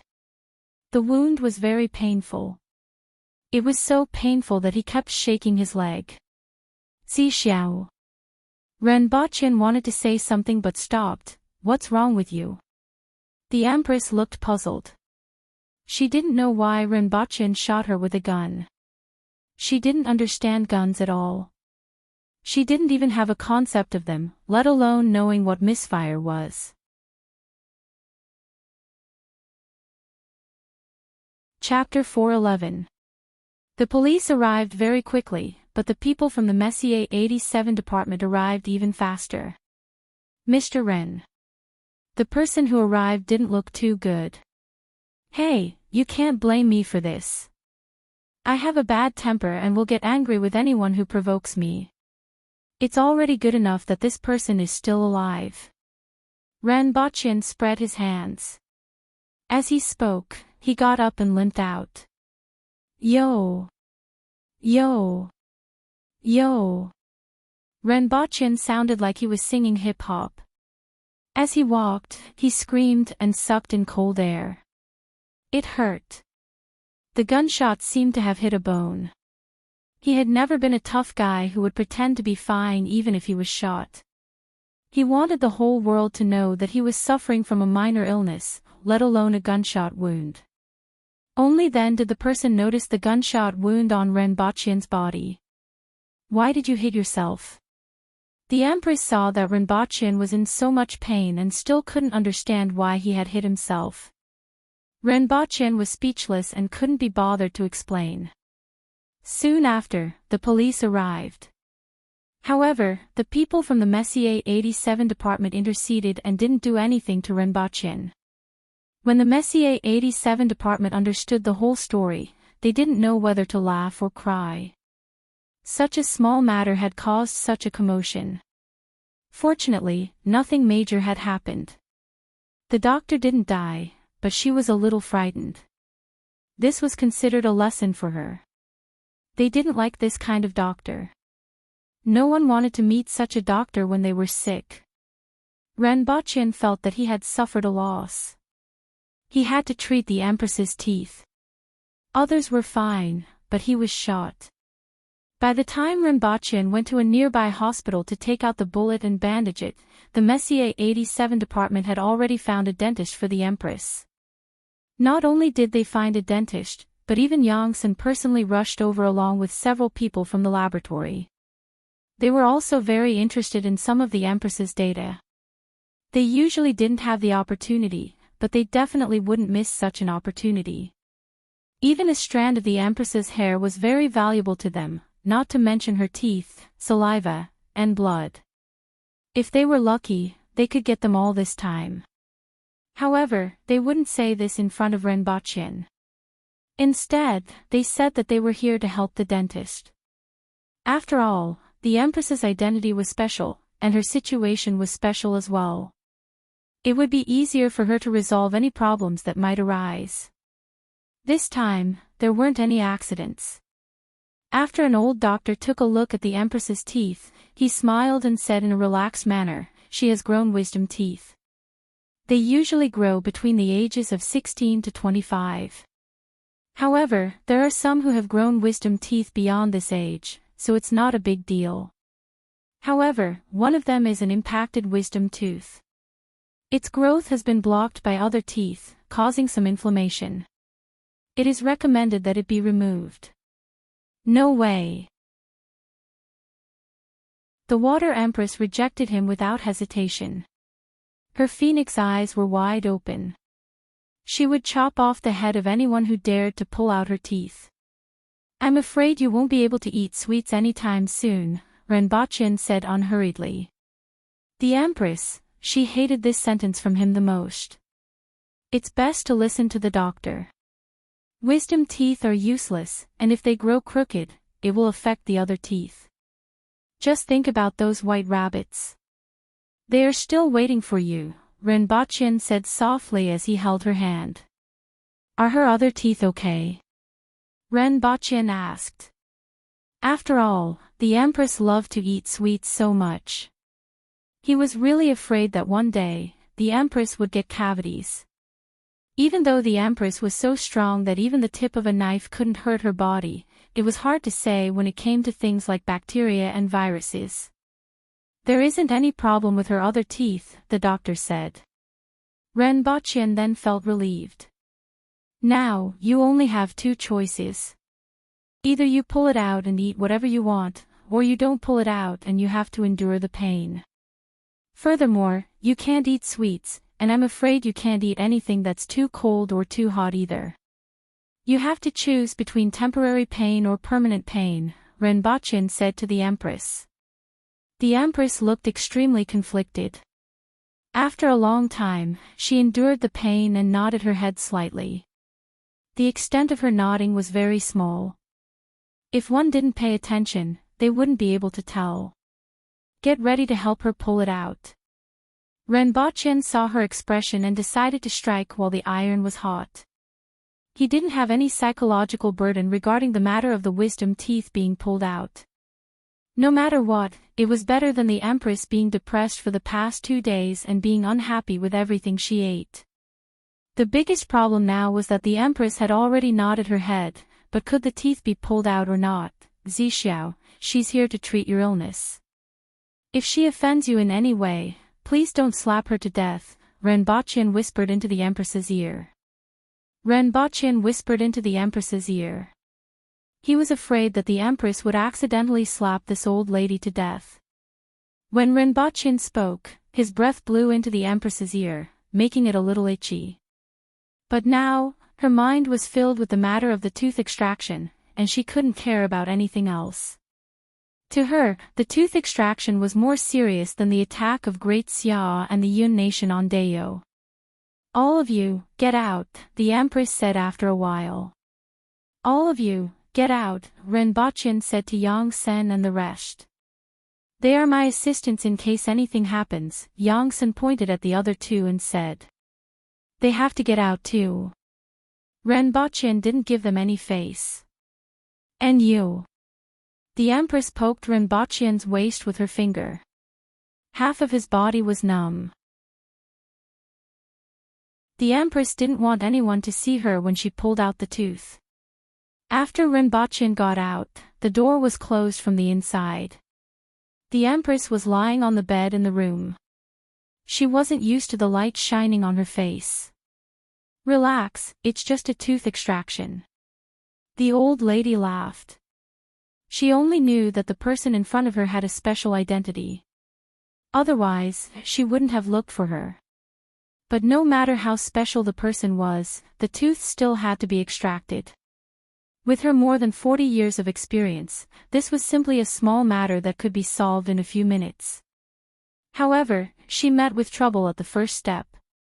What's this? The Empress looked at the syringe that the old lady brought over and asked. It's an anesthetic. It won't hurt after a while. The old dentist was in a relaxed mood as she pricked the syringe into the Empress's gums. She used force, continued to use force. Her forehead was sweating. What made her flabbergasted was that the syringe couldn't penetrate the Empress's gums at all. Crack. The syringe broke slightly. The old lady's hand trembled, and the broken syringe went straight down. It's over. The old dentist was alarmed. With such strength, she was afraid that the gums would be pierced through. However, what she didn't expect was that when she pricked the syringe, it didn't even pierce through the skin of the Empress's gums. The Empress squinted her eyes and raised her eyebrows. Her entire body was overflowing with murderous intent, and she resisted the urge to slap this person to death. Just by pricking her gums with such force, she should have been slapped to death even if she couldn't hurt herself. Sorry, the syringe broke. The old dentist wiped the sweat off her forehead. Before she could use a pair of forceps to remove the broken syringe from the Empress's mouth, the Empress spat it out and stuck it into the ceiling above. Following which, the old dentist tried her best, but she couldn't inject any anesthetic into the Empress's mouth. The Empress began to feel a little impatient. To her, leaving her mouth open and letting others play with her teeth was extremely humiliating and damaging to her dignity as an empress. Furthermore, the other party took such a long time to do it. The old dentist had a strange look on her face. Who was this girl in front of her? Even the syringe couldn't penetrate her gums. They were like steel. Was she really human? She even doubted whether she could extract her teeth. She was frightened. After a long time, the dentist asked cautiously, "Let me see if I can extract your teeth without using anesthetic." She felt as if she had come into contact with something extraordinary. How was this person in front of her human? She was basically a monster in human skin. Forget it. Tell me the location and I'll do it myself. The Empress sat up from the bed. At this moment, she understood that this person probably couldn't extract her teeth. She was too weak and was like an ant. The dentist's expression became even more strange. The patient came to her, but she couldn't do anything about it. She even had to extract her own teeth. If this matter were to spread, her reputation would be ruined. However, she really couldn't extract this tooth. Now, she actually hoped that the other party could extract it for her and not make her do it. She didn't dare to do it anymore. Following which, under the guidance of the dentist, the Empress stuck her finger in and found the wisdom tooth that had just emerged. She pinched her finger hard on the gums and pulled out the tooth. It was simple and crude, but the price to pay was disastrous. That part of the gums was almost crushed by her pinch, and her mouth was full of blood. However, she didn't care. Instead, she sized up the wisdom tooth in her hand, threw it into her mouth, and swallowed it. This was one of the toughest parts of her body. How could she throw it away so casually? The dentist's eyeballs were about to pop out when he saw the Empress's series of actions. She pulled out a tooth that was only showing its head with her bare hands. How did she do it? Even if it was her, she still needed to separate that tooth from the gums, loosen it, and pull it out. Renbachien stood in front of the door when he heard the sound of the door opening. He saw the Empress walking out from behind the door. How is it? Have you extracted it? This was what Renbachien was most worried about. He always felt that the Empress's tooth wasn't that easy to extract. However, he had no other choice but to give it a try. Let's go, the Empress said. The blood in her mouth dyed her mouth even redder. She was also feeling a little down. She was very distressed about that tooth of hers. Why is there so much blood? Renbachien was startled and his tone became somewhat unfriendly. His body was overflowing with murderous intent. After killing so many people in the other world, even though his murderous intent wasn't as strong as that of the Empress and some Aboriginal warriors, it was still much stronger than most people on Earth. The atmosphere outside the room froze in an instant. It's all right. She can't extract it, so I did it myself. The Empress explained faintly and walked out without looking back. She was still distressed about that tooth of hers. Oh. The murderous intent on Renbachien's body dissipated. He put his hands in his pockets and followed behind the Empress unhurriedly. After he left, Yongsan heaved a sigh of relief. Just now, he was really afraid that something bad would happen. Soon after, a group of people hurriedly entered the room to inquire about the situation. When they found out that the other party's tooth couldn't even be pierced with a needle, and that the other party used her bare hands to extract that wisdom tooth, everyone was a little surprised. This kind of body was really too strong. With the Empress's speed and strength, they always thought that the Empress's physical strength was very strong. However, at this moment, they realized that it was actually much stronger than they thought. Everyone was in high spirits. The other party's physical strength also represented that an Earthling could reach such a level after training. However, the tooth and blood that they wanted to obtain were completely absent. Regardless of whether it was the tooth or the blood, they were all swallowed by the Empress, leaving nothing behind. I want to eat ice cream. The Empress sat on the sofa and stared at the television intently. Your Majesty, do you still feel any discomfort in your mouth? This was the third day on Earth. I'm fine. Bring me ice cream, I want jollots, the Empress reminded him. A moment later, the Empress held an ice cream in her hand and ate it in a few bites. Bring a few more. Another one. I want more. Renbachien was speechless. There was a row of ice cream sticks on the coffee table. Are you trying to make up for the desserts that you haven't eaten for the past few days? However, he was finally able to confirm that the Empress was indeed fine.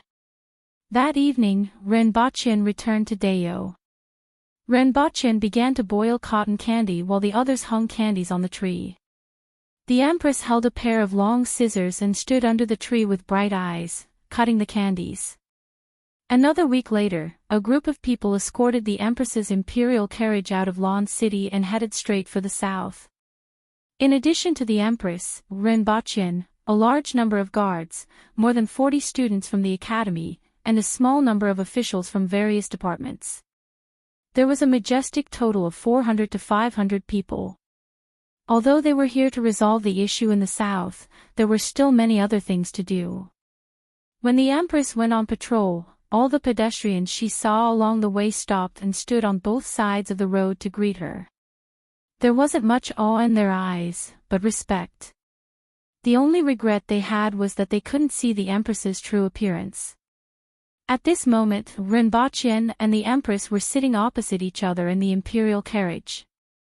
Qin Yuan and Hong Wuan were both standing behind the Empress. Renbochin looked at the two cards in the Empress's hand and pondered deeply. He looked at the expressions of the three people and continued to ponder. After a while, he drew a card from the Empress's hand and laughed. He placed the pair of queens on the ground. "Your Majesty, you lost again." Renbochin raised his eyebrows. The Empress glared, raised her eyebrows, and had an unfriendly look on her face. "Your Majesty, please close your eyes." Renbochin smiled. It was time to enjoy the benefits. He played with the Empress for the whole day. First, he would draw a card as a ghost. This way, both of them would draw the base number of cards. After drawing all the pairs, both of them would draw the remaining cards from each other's hand. The last person with the last card would lose. Up until now, this was Renbochin's 13th consecutive victory. The Empress snorted and closed her eyes unwillingly. Her face was slightly red. He he he he. Renbochin's laughter made the Empress want to slap his head.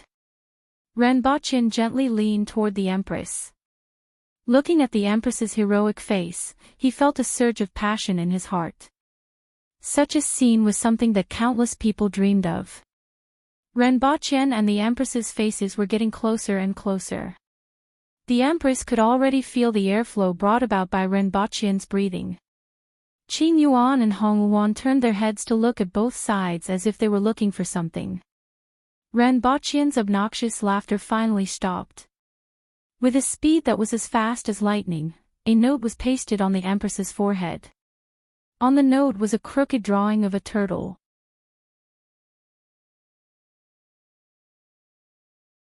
Chapter 412. Actually, there were all kinds of opinions about the recent plot. Some people felt that it was okay, some people felt that it was very lame, and some people felt that it was very poisonous. To be honest, I was also a little affected. Sometimes, after writing a chapter, I would be in a good mood. After resting for a while, I would look at the chapter and the comment section. When I saw some people saying that this was not good or that was not good, I would immediately lose my mood and reconsider whether there was a problem with the plot or not. To be honest, this book was written in a relaxed style. First, I had to let my mood relax. Sometimes, when I was disturbed, I would be affected much more than when I was writing other types of novels. I wasn't even happy myself, so how could I write something that was happy?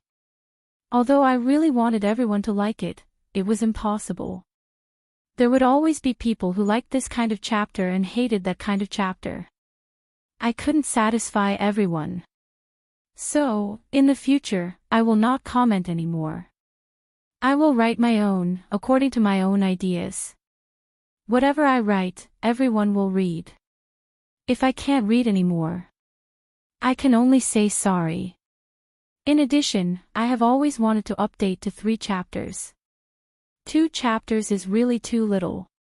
I will try my best. By the way, Some people said that what happened in the hospital in the previous chapter was unrealistic. In fact, it couldn't be more realistic. Perhaps some people hadn't encountered it before, but this kind of situation was really quite common.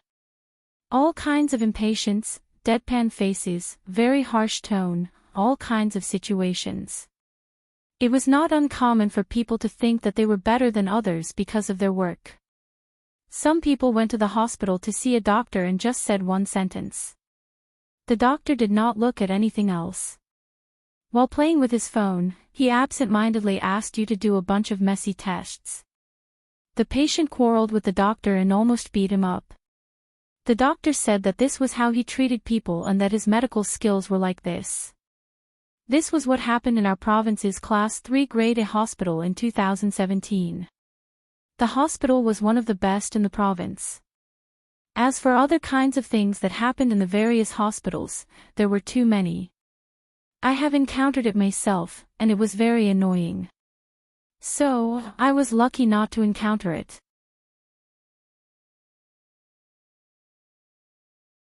Chapter 4:13. Oh yeah. Oh yeah. Oh yeah. It had been 3 days, and Renbochin had won 67 times in a row. The Empress was plastered like a mummy, and her face was densely covered with small notes. Every time the Empress moved her head, the notes would rustle. Again. The Empress gritted her teeth. At first, she was just playing, but now, Renbochin had no choice but to play. She didn't believe that she couldn't win even once. Your Majesty, a small gamble is good for the mood, a big one is harmful, and a strong one is destroyed. Renbochin laughed mischievously. It was quite fun to paste notes on the Empress's face and see her gnashing her teeth in anger. After all, the Empress always had a cold face. Even though she was losing so much that her eyes were red, she still looked more human. Let the Empress win another 3 to 5 rounds. Renbochin pondered for a while and estimated that it was about time. He could see that the Empress was almost at her limit. If he continued to play, he would be the unlucky one. He was able to win 67 times in a game that relied purely on luck. Besides good luck, it was also because Qing Yuan and Hong Wuan's expressions were too recognizable. They looked at one of the cards anxiously. Drawing the other card would definitely not go wrong. Every draw would be accurate. These two fellows didn't even know that they had betrayed the Empress. Oh yeah. Good luck. Renbochin drew another card from the Empress's hand, put it on the ground, and laughed. Your Majesty, it seems that your luck isn't good today. Why don't we play another day? Renbochin said with a smile. Now that the Empress's eyes were red, how could she play another day? However, she still had to show her attitude. Let's play another day then. The Empress's eyes were originally wide open. It was unknown what she thought of, but she suddenly changed her expression and said faintly. Renbochin was slightly surprised. He didn't expect the Empress to stop just like that. After all, there were all kinds of people who were red-eyed after losing. Tie him up for me, the Empress said faintly. Your Majesty, what are you going to do? Renbochin was shocked. You want to run away after winning for 3 days? How can there be such a good thing? The Empress slapped Renbochin to the ground. Qing Yuan and Hong Wuan were gloating as they tied Renbochin up tightly. Is it fun? The Empress sat cross-legged in front of Renbochin, who was tied up like a dumpling. As she asked, she tore a piece of paper from her face and pasted it on his face. You've been winning happily these 2 days, haven't you? Your Majesty, he, right? Your Majesty, this, oh yeah. It's just a pet phrase, you want to run away after winning.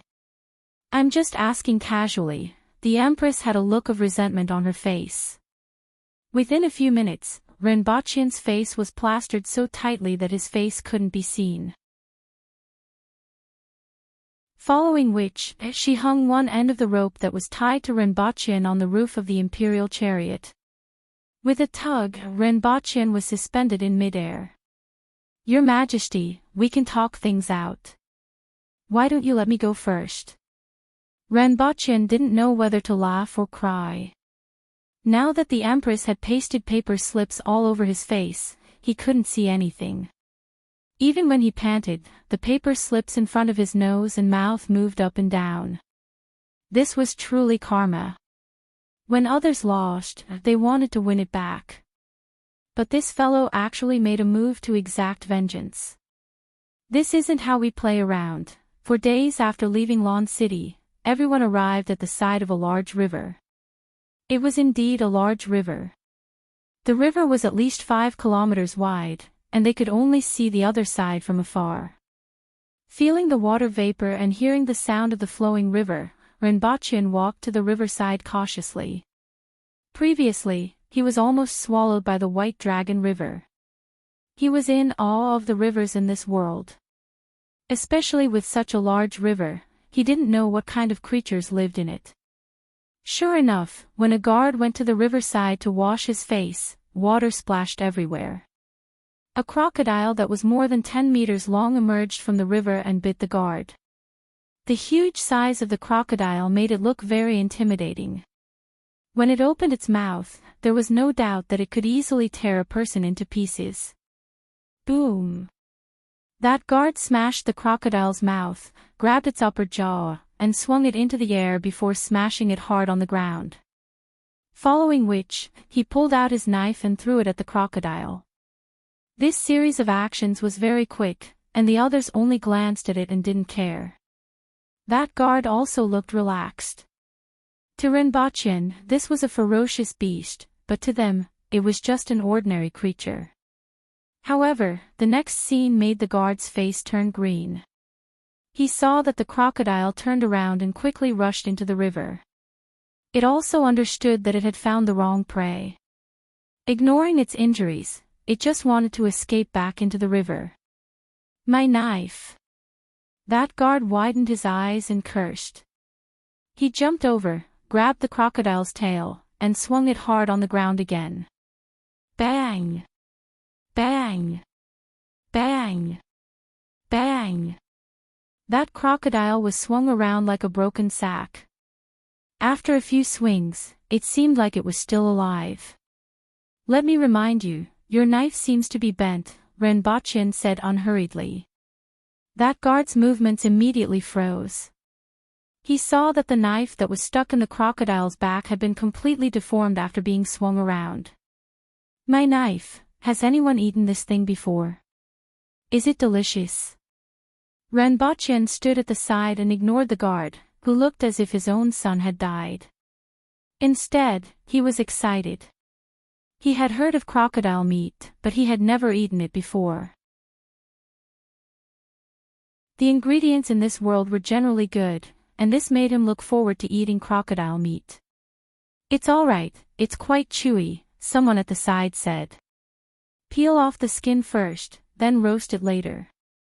When everyone was having lunch, Renbochin smelled the alluring aroma of the crocodile meat. He felt that his saliva was about to flow out. However, Renbochin frowned. He had chewed a piece of crocodile meat until his cheeks were sore. It wasn't just chewy, he felt that he was chewing rubber products. Bah! Renbochin spat out the crocodile meat. This thing was really not meant for humans. However, when he turned to look at the others, they only chewed a few times before swallowing the crocodile meat. Especially for the Empress, the crocodile meat was no different from tofu in her mouth. Just by looking at her eating movements, it made people feel that this meat must be tender and smooth. This was the difference brought about by the disparity in strength. Not only was it reflected in individual strength, but it was also reflected in various aspects of the body. Even in the range of eating, there was a huge difference. "Sir Ren." A guard came to Renbochin's side and revealed a shy smile. This kind of expression on the burly guard was like a burly man with chest hair, leg hair, and a full beard wearing a sailor skirt. It made people want to beat him up no matter how they looked at him. What's the matter? Renbochin had an impression of this guard. He was also a guard from the palace and was usually a man of few words. Renbochin's main impression of this guard was that he had a mouthful of teeth that went in and out like a husky. No two teeth were in the same line. It's like this: I fancy a lady and want to marry her. That guard rubbed his hands and looked as if he was talking about something that was difficult to say. Then marry her. Renbochin was puzzled. Why was he asking him? But she said to wait for her next life. Sir Ren, can you teach me how to do it? That guard scratched his head. His shiny white scalp was falling like snow. If he was asked to chop someone, he naturally wouldn't say anything.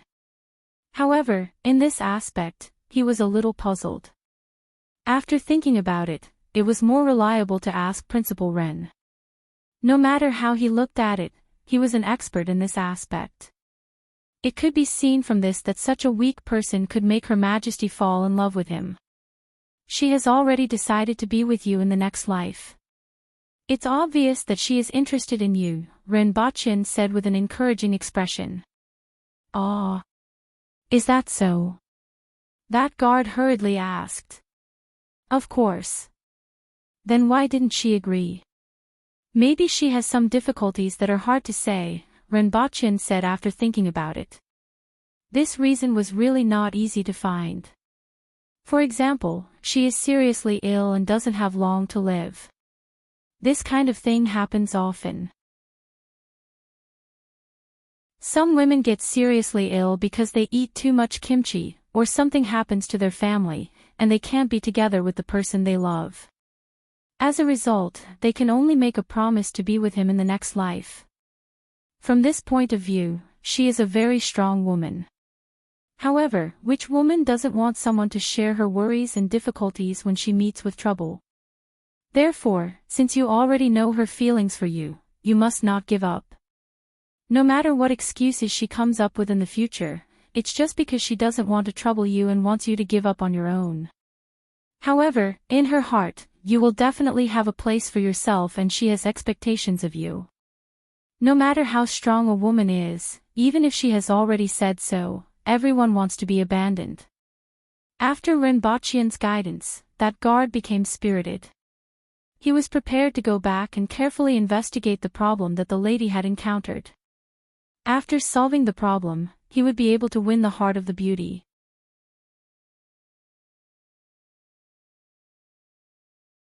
Chapter 4:14. This river was called the 19 Rivers because it had a total of 19 bends. Other than the source, the narrowest part of the river was a few kilometers wide, and the widest part was hundreds of kilometers wide.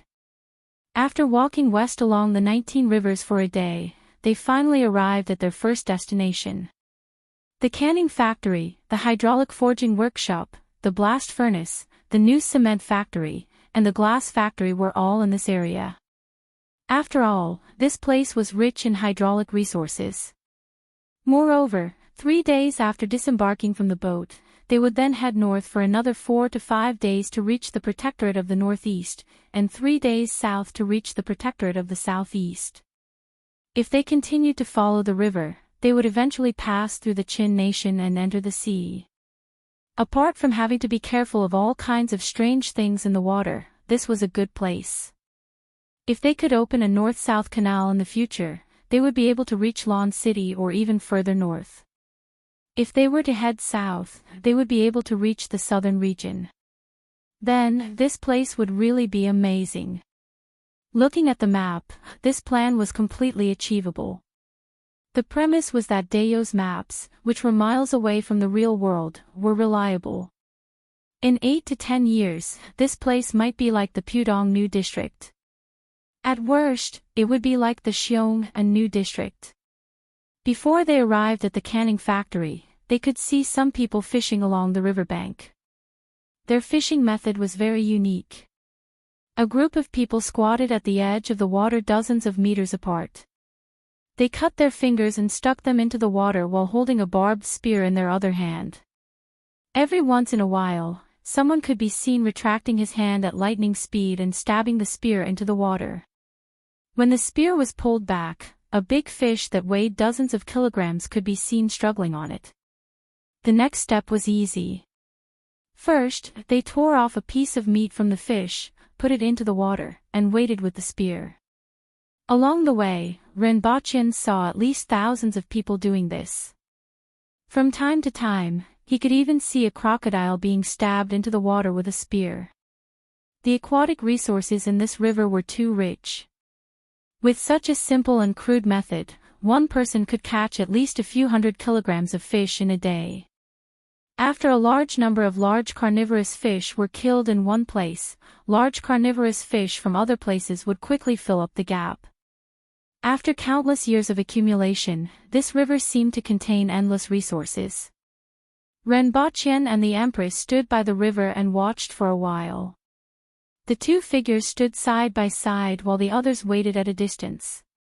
"This is the treasury," Renbochin said as he pointed at the rippling river in front of him.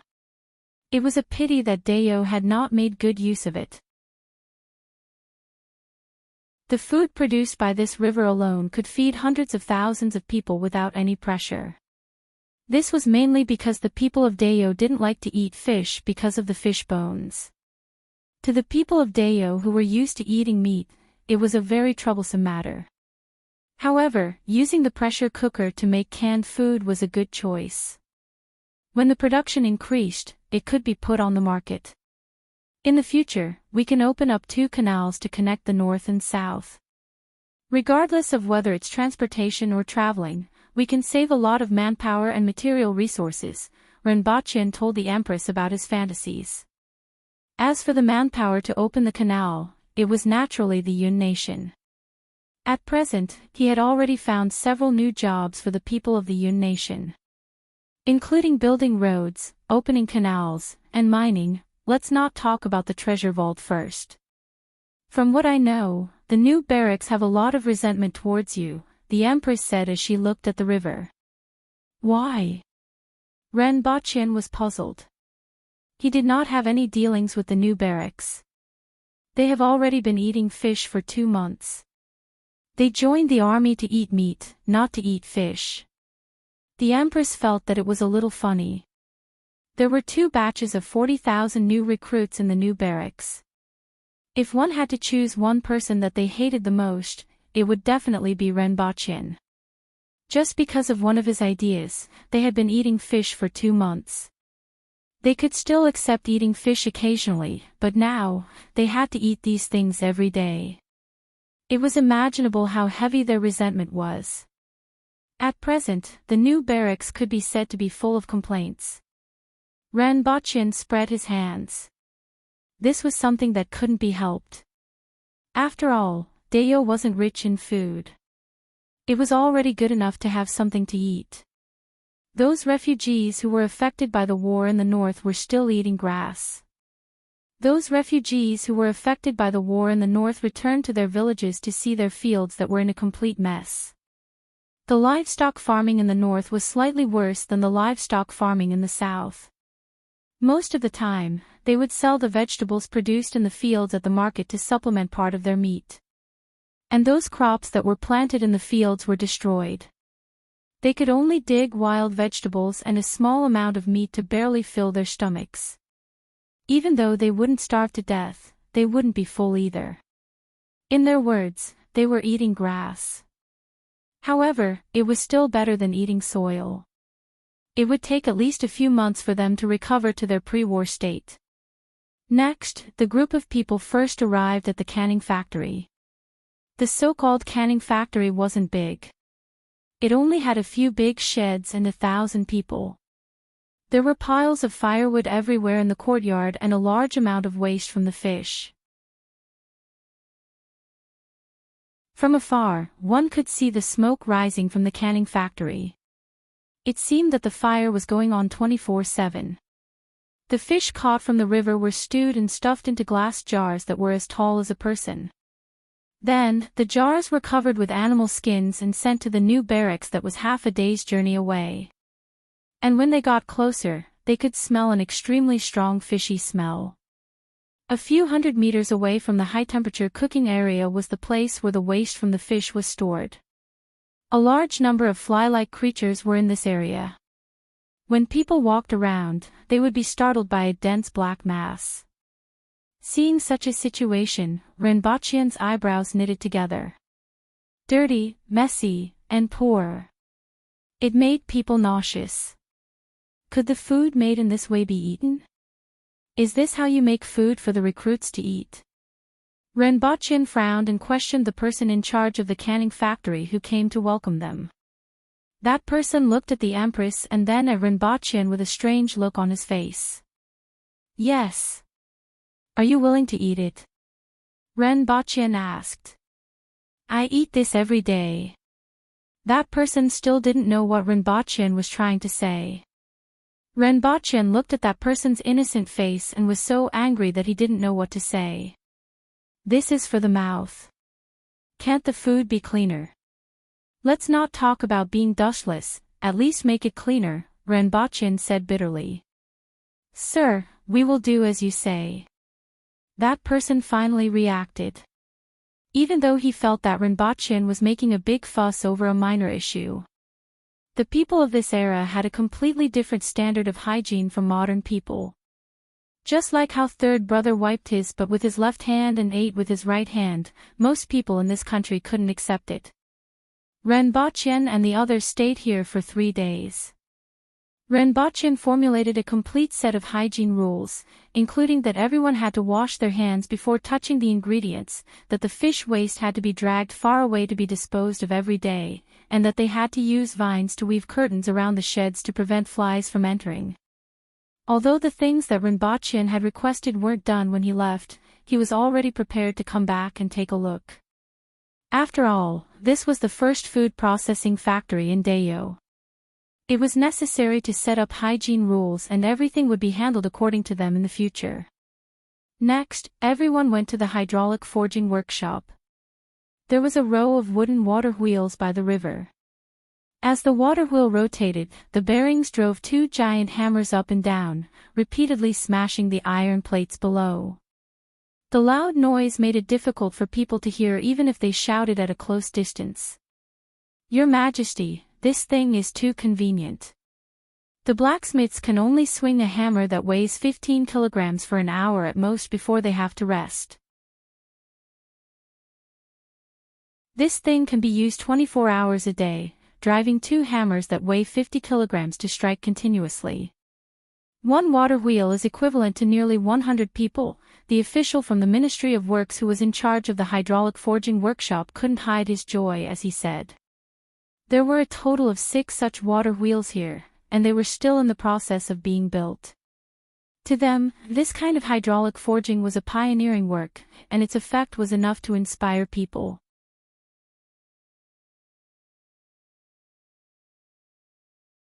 Chapter 4:15. The 19 Paths riverside was originally a barren land with hardly any signs of human habitation for dozens of miles. However, 2 months ago, it had become popular. All kinds of wood and carts of cement were piled together. Before ordinary people knew it, Dayo's first batch of factories were built here. Countless ox carts and carts came and went every day. In addition to the fish fished from the 19 rivers, which were cooked at high temperatures and sent to the new barracks, there were also quartz sand, borax, boric acid, barite, barium carbonate, limestone, feldspar, and all kinds of other stones sent from afar. It was a lively scene. Correspondingly, there were also 2 new barracks dozens of miles away, where 40,000 new soldiers were receiving training. When Renbachian arrived at these 2 new barracks with the Empress, the attention he received was second only to the Empress. It's that guy, right? Just strangle him to death with 1 hand. It should be him. This bastard, hit him with a stone.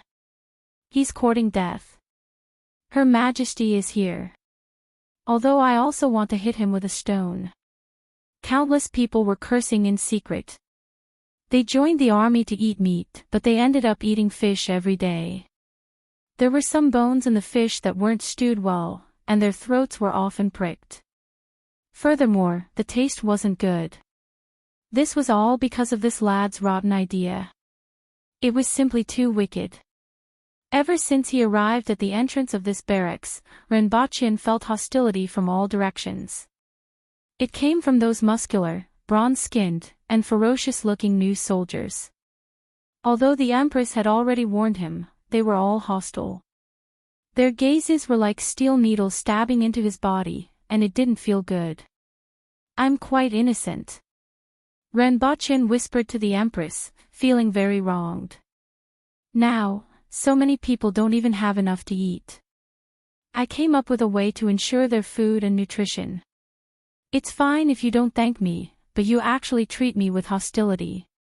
This was really a case of a dog biting the hand that feeds Lu Dongbin. "I'm not really innocent.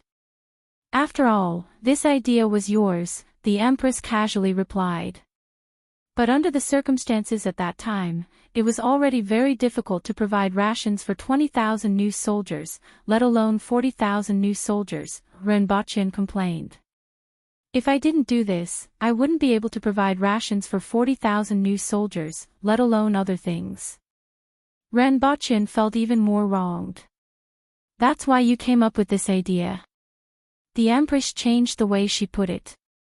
"Your Majesty, I'm doing this for the sake of the nation." Renbochin was completely depressed. He felt that he had been wronged. Then he came up with this idea, so they didn't hate the wrong person. "Renbochin, can we still chat?" But no matter what, he was the one who came up with this idea. These new soldiers joined the army to eat meat, but in the end, they ended up eating fish every day.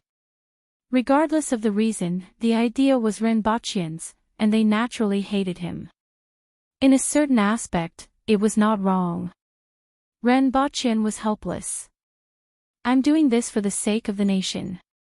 The Empress seemed to have inadvertently grabbed his hand and squeezed it as a form of consolation. Then, they parted ways.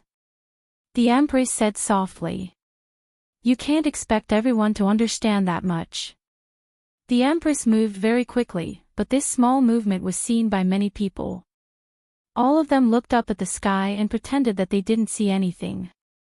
Renbochin knew that the Empress was right. Even in modern society, not everyone could understand reason, let alone in such a backward world. The targets of education were those who had never studied before, and it was the first time in their lives that they left the mountains.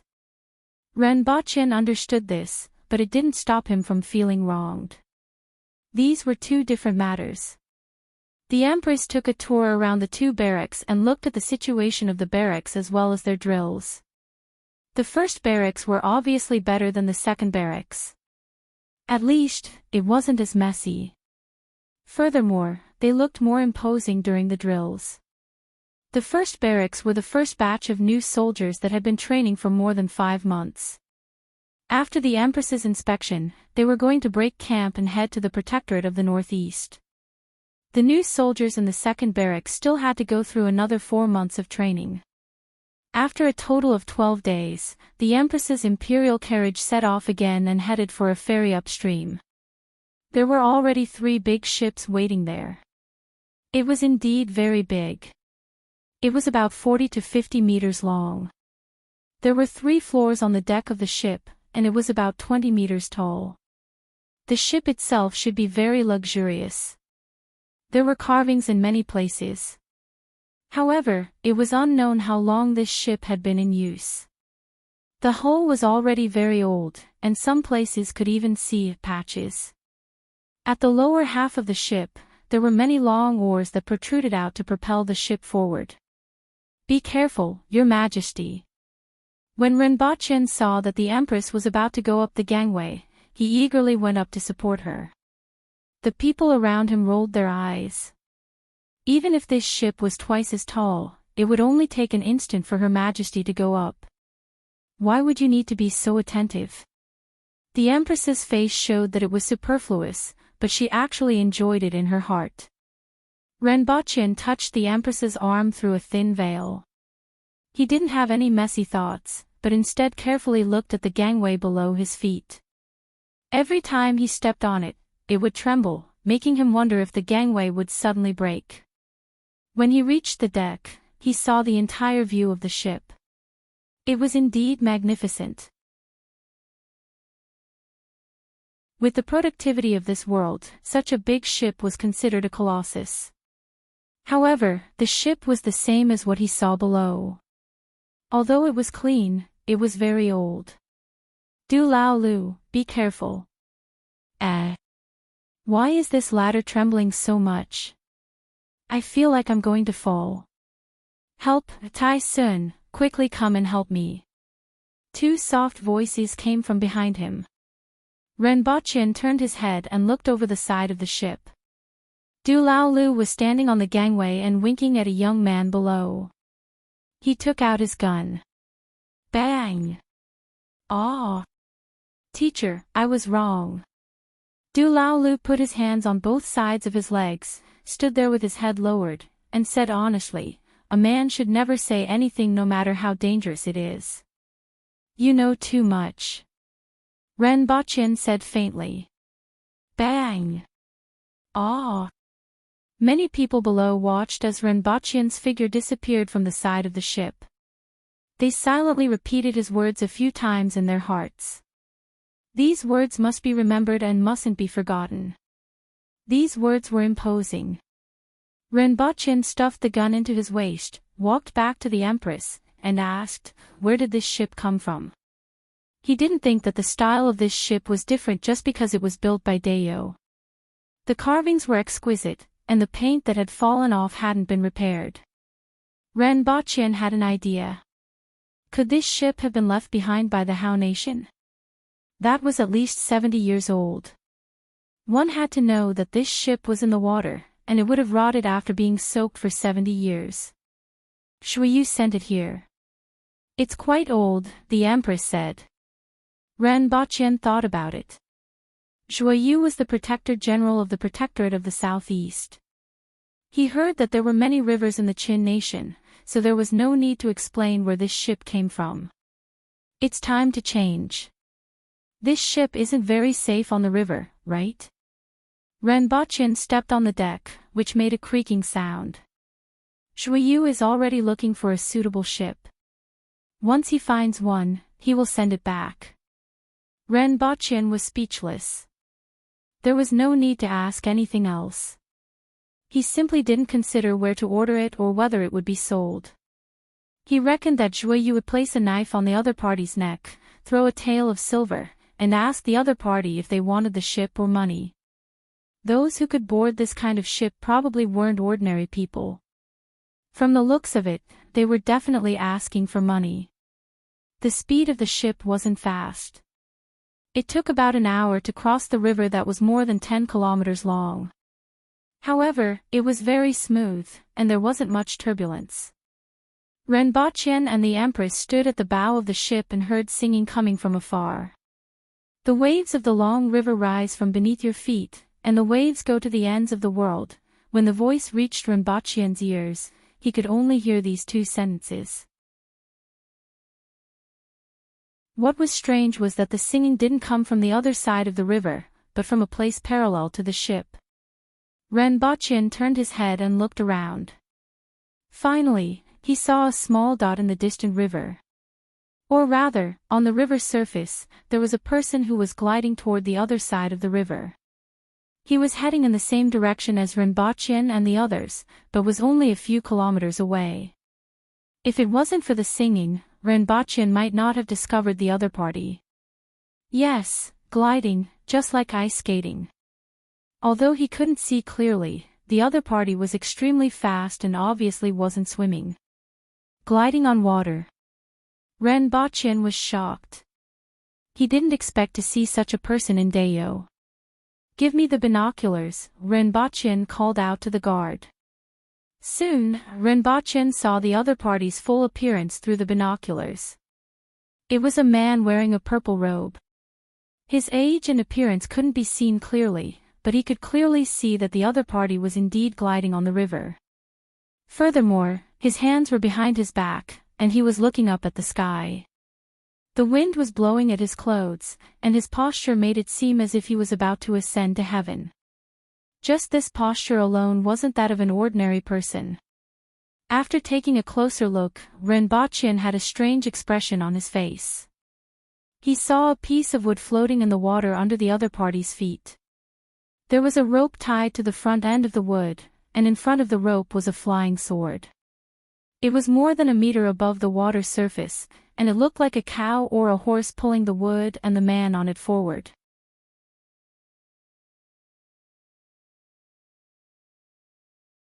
Chapter 4:16. When you see a person walking on the water like an immortal, you will generally feel particularly amazed. Not to mention other things, just the person's posture and manner of doing things, at a glance, you can tell that he is an expert, the kind that is very high, at least a dozen stories high. However, if there was a flying sword pulling a rope in front of him, the image that had just been erected would immediately collapse. Ning Kaichin.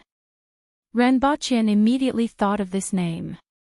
He was the only sword master that he knew. Moreover, sword masters were rare to begin with. At their peak, there were only a few hundred sword masters roaming the world during the Age of Chaos. Under normal circumstances, there would only be around 100 sword masters. In such a vast world, most people wouldn't even see a single sword master in their lifetime. Renbochin quickly shook his head. It shouldn't be him. It was another sword master. Ning Caichin's but wasn't that high. Renbochin touched his chin. He felt that his train of thought was a little off. The other party was very fast. In the time it took to drink a cup of tea, he arrived at the opposite bank from the middle of the river. He first stepped on the back of the wood, then flipped in the air and grabbed the front end of the wood with both hands. When he landed, he placed the piece of wood, which was about the length of a person, on his head. It was as if he was performing acrobatics and walked away. He didn't care about the 3 big ships here at all. His speed wasn't slow. He didn't even sway with such a big piece of wood on his head. Renbochin smacked his lips and felt that something was wrong with this scene. It was a waste of his stunning appearance at the beginning. He didn't know why, but he had the urge to knock that piece of wood off his head. As for having a sword master in the same direction, he didn't feel that there was anything wrong with it. He had long heard from Ning Kaichin that most of the time, sword masters were busy looking for various materials in the wild. Therefore, it wasn't strange to see them here. When sword masters appeared in Dayo, their targets were the various mountain ranges in Dayo or the 60,000 mountains. For a moment, Renbochin felt that he should suggest to the Empress that the land and mineral rights in Dayo belonged to the state and that treasures found in Dayo should be handed over in proportion. However, this idea was just a thought and wasn't practical. The rest of the journey was accompanied by heavy rain, torrential rain, and mud. There were more hills and vegetation on both sides of the river than in the vicinity of Lawn City. The number of fields also began to decrease, replaced by large stretches of uninhabited dense forests. From time to time, the cries of birds and the roars of beasts could be heard. This dense forest was like a primeval forest. From the outside, one could see dense vines hanging down from the tree trunks. Occasionally, one could see a few monkeys or other animals climbing up and down. There was also a giant snake that was thicker than a man lying on the dirt road, lazily basking in the sun. These days, the meals were getting more and more sumptuous. Renbochin ate a lot of meat that he had never eaten before, and this broadened his horizons. What is this? Ginseng fruit. During the break, a group of students ran into the forest to hunt for treasures. Not long after, they heard the roars of the beasts inside becoming more intense. Then, he saw a student with a face full of scratches running back with 2 fruits in his arms. "I'm just taking a look." When Renbochin saw the unfamiliar fruit, he curiously went up to take a look. It was fist-sized, jade-white, and sparkling and translucent. Like a shrunken head, its facial features were clear and distinct. One of them was crying, and the other was laughing. There were even 2 leaves on it. Ginseng fruit. Renbochin was surprised. This fruit really looked like a human face. It's the skullcap fruit, is it delicious? It can eat a person's tongue. That student was very happy. This fruit was very rare and couldn't be found in Lawn City. Even though his face was scratched by a few monkeys, it was worth it to obtain 2 skullcap fruits. Come, let me take a look. Renbochin held the 2 fruits in his hands, looked at them under the sunlight, and then put them into his clothes. They're mine. That student's eyes widened when he saw Renbochin's actions. I'll give you something good to exchange for them. Renbochin grabbed a handful of white rabbit creamy candies from the bag hanging on his back and stuffed them into the student's hands. That student looked at the white rabbit creamy candies in his hands and then looked at the 2 bulging buns in Renbochin's arms. He wanted to cry but had no tears. Peel off the skin before eating. Renbochin reminded the student when he saw him throw the candies into his mouth in grief and indignation. Your Majesty, I found something good. Renbochin happily carried the 2 fruits to the Empress to present. What are these? The Empress had never seen these things before. She was very curious when she saw the 2 fruits that Renbochin took out. They're called skullcap fruits. Even though they look a little unique, their taste is said to be pretty good. Renbochin passed the 2 skullcap fruits to the Empress, and she threw one to him. Crunch, crunch. The Empress took 2 bites and the fruit was gone. It's indeed pretty good. The Empress nodded. Your Majesty, you should eat this too. I'll get someone to look for it later, Renbochin immediately said. Forget it. It's considered delicious to eat it occasionally. I'll get sick of it if I eat it all the time. The Empress waved her hand. Renbochin felt that these words could be applied to candies as well. However, he appreciated the Empress's good intentions. He took a bite of the fruit. It was fragrant, sweet, and tasty. His mouth was full of saliva. A burst of fragrance entered his brain from his mouth. He finished the fist-sized fruit in a few bites. The fragrance lingered in his mouth for a long time. Sure enough, he could even eat his own tongue. After finishing one, Renbochin couldn't forget about it. Not long after, he saw many students returning. Each and every one of them was holding a small beast or a fruit in their hands. His eyes swept across everyone's hands. It was a pity that there weren't any katsura fruits. Everyone, come over here. Renbochin clapped his hands and called all the students over. One by one, they looked to their left and right. They didn't know what he was going to do. Do you know about the katsura fruit? Renbochin asked. What is it? Most of the students didn't know what it was. Those who don't know can ask him. Renbochin pointed at the student. Cough, cough. 10 pieces of white rabbit creamy candies in exchange for 1 katsura fruit. Renbochin touched his waist and a handful of white rabbit creamy candies appeared in his hand. Most of the students still didn't know what this thing was. Are you trying to bluff a child? The little Lolita was grabbing the ear of a babe. It was a rabbit-like creature with a large body size and a mouth full of fangs. At this moment, it was like a toy in her hands. That isn't as delicious as the katsura fruit. The little Lolita curled her lips. Others might not have seen white rabbit creamy candies, but she entered the palace every day. Every time, the Empress would throw a few pieces to her. Renbochin muttered to himself. It seemed like it wasn't easy to fool her. 5 lollipops. Renbochin inserted 5 lollipops between his fingers. It looked as if he had a few balls growing out of his fist. The little Lolita looked very conflicted. She was weighing whether 5 lollipops were worth 1 katsura fruit. Teacher, what if I don't want the lollipops? Du Lao Lu immediately raised his hand. He wasn't a child. How could he possibly like this kind of thing that kids liked? Give me 3 points for the final exam. It will be counted as bonus points for social practice. Ren Boqian decided to use his trump card. When he said this, most of the students' eyes lit up. After all, they didn't know what White Rabbit creamy candies and lollipops were. However, the bonus of 3 points for the final exam was still very tempting to them.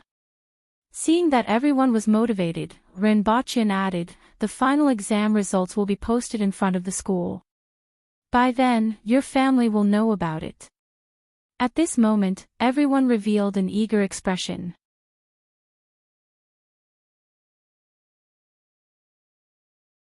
Chapter 4:17. Your Majesty.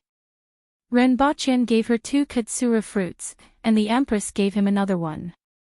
Ren Boqian felt that this was a good habit. There weren't many katsura fruits. During their break every day, as long as it wasn't raining heavily, the students would go to the forest to hunt for the katsura fruits. However, they only brought back 6 katsura fruits at one time. At the very least, there were 2 katsura fruits. Ren Boqian only found out at this time that the katsura fruits grew in pairs. Generally, a tree could only grow 6 katsura fruits at most. Because of this output, the number of katsura fruits was very small. This made Ren Boqian feel somewhat regretful. However, there was good news, at least for the students. According to this progress, the full score for the final exam should still be 400 points. To encourage them to continue searching for the katsura fruits, Ren Boqian told them a piece of good news. The top 3 students in this year's exam would be rewarded with a certificate of merit. They could paste it on the wall at home. It was high-end and classy. These were the top 3 students in the Black Bamboo Academy and represented a glorious future. These words weren't completely deceiving them. After all, they were the first batch of students and could be considered high-level intellectuals in Dayo. Those who could get into the top 3 would be put in an important position in the future. Of course, even if they couldn't get into the top 3, they would still be put in an important position. Not only for this batch, but also for the next few years. Dayo had a huge shortage of talents. From the central government to the local governments, they lacked a lot of talents. Especially in order to advance the technological development of Dayo, a small number of such talents wouldn't be of much use. Along the way, besides katsura fruits, there were all kinds of novel things that he hadn't seen in Lon City. For example, there was a 3-foot-long strange snake with a bump on its head. At first, Ren Boqian thought it was a flood dragon. Later on, he found out that this snake was called Shixia. It liked to appear in the evening, so it was called Shixia. After the bump on its head was cut open, a jelly-like red substance came out. It was called Danhong. It was said that eating this substance was very good for nourishing the spirit. A guard handed this substance to the Empress, and she threw it to him. It tasted like jelly, but the taste was a little lighter. As for the reaction after eating, there was no reaction at all. However, after he finished eating, the metal chain drilled out from the top of his head and coiled around his body again and again, wrapping him up like a cocoon. After the initial shock, the Empress immediately laughed out loud. After all, it was rare for her to be tied up by the iron chain in her brain.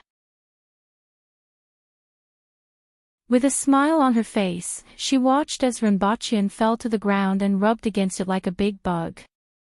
At that time, Ren Boqian felt like cursing. I was hoping that you would be able to tie others up in the future, but I didn't expect that you would be tying me up instead. What use do I have for you? Prior to this, Ren Boqian had always felt that as long as he attained the spirit will level and was able to use this metal chain, he would at least be able to have more fun, such as tying things up. But reality proved that this iron chain was even more of a scam than he had imagined. Thinking about it, if he were to fight someone in the future and this thing tied him up, he wouldn't be able to die in peace. Unfortunately, this metal chain had already taken root in his mind. Before he reached the spirit will level, there was no way to remove it from his mind. Your Majesty. In the end, Renbochin looked at the Empress innocently for help. After the Empress was done laughing, she grabbed one end of the metal chain and shook it. Immediately, the metal chain retracted as if it had been electrocuted. What he didn't know was that after he finished eating the danhong, there was a slight change in his sea of knowledge. This change made the metal chain feel uncomfortable, so it drilled out and tied him up tightly. Along the way, not only did he see all kinds of rare fruits and strange beasts, but he also saw some villages and towns. Even some of the styles and habits of the villages and towns were somewhat different from what he had seen before. For example, as he went further south, many villages and towns liked to decorate the surface of their houses with all kinds of feathers, making them look colorful and extremely beautiful. As for the aboriginals in these villages and towns, their foreheads were slightly larger, their appearances more ferocious, and their strength was also slightly higher. It seems to be a little different from the north. As these characteristics became more and more obvious, Renbochin began to have doubts. There are a lot of Haishan people here, the Empress said faintly and explained in detail to Renbochin. The so-called Haishan people was the name of a region in the 60,000 mountains. The aboriginals in the north should be called the Yenta people, and they all moved here from the periphery of the 60,000 mountains. The so-called Haishan people lived in the deeper regions. Not only were there Haishan people, but there were also the Akai people and the Shuyans people. In the 60,000 mountains, there were also many kinds of aboriginals. Most of them were villages in a large area and were named after this area. The Yenta people were called the Yenta people, and the Haishan people were called the Haishan people. The Akayu and Shuyans people were the same. As a result, even though they were all aboriginals, there were still many differences in terms of customs and appearance, in addition to some similarities. Just like China on Earth, people of the same race in different regions had slight differences in appearance, height, and customs. This was the first time Renbochin heard of this, and it was somewhat novel. However, there was one thing that was similar, and that was fighting. Originally, a few aboriginals were quarreling at the front, causing half of the courtyard wall to collapse. When the Empress's imperial carriage arrived, the few of them immediately separated and surrounded the Empress's imperial carriage. Not long after the carriage had passed, they continued to fight. Everyone was used to it, including the Empress. As a result, no one considered whether they were disrespectful or not. If the big shots in the imperial court were like this, how good could the atmosphere among the people be? In the eyes of the aboriginals, there was nothing that couldn't be solved with a beating. If there was, then they would just beat it twice. What a familiar wooden pillar. In a town, Renbochin rode on a four-corned cow and looked at the crowd in the distance. Suddenly, a towering wooden pillar in the crowd attracted his attention. It was as eye-catching as a firefly in the night. That height, that thickness, and that it could move, it was clearly the one he had seen on the road. Other than him, most people wouldn't walk around with a wooden pillar that was thicker and longer than a person, right? As the carriage moved forward, he found that the wooden pillar was moving away from the crowd and soon turned into an alley. However, even though the wooden pillar was behind a wall, it was still as bright as a firefly in the night. This was because it was too tall. The person and the wooden pillar were a full 4 meters tall. Very interesting. Renbochin smiled. He was still very interested in these sword masters. He didn't expect to see that guy again. Unfortunately, the other party didn't seem to want to meet them. This wasn't difficult to understand. After all, the Empress was the Empress of Dayo and one of the top experts in the world.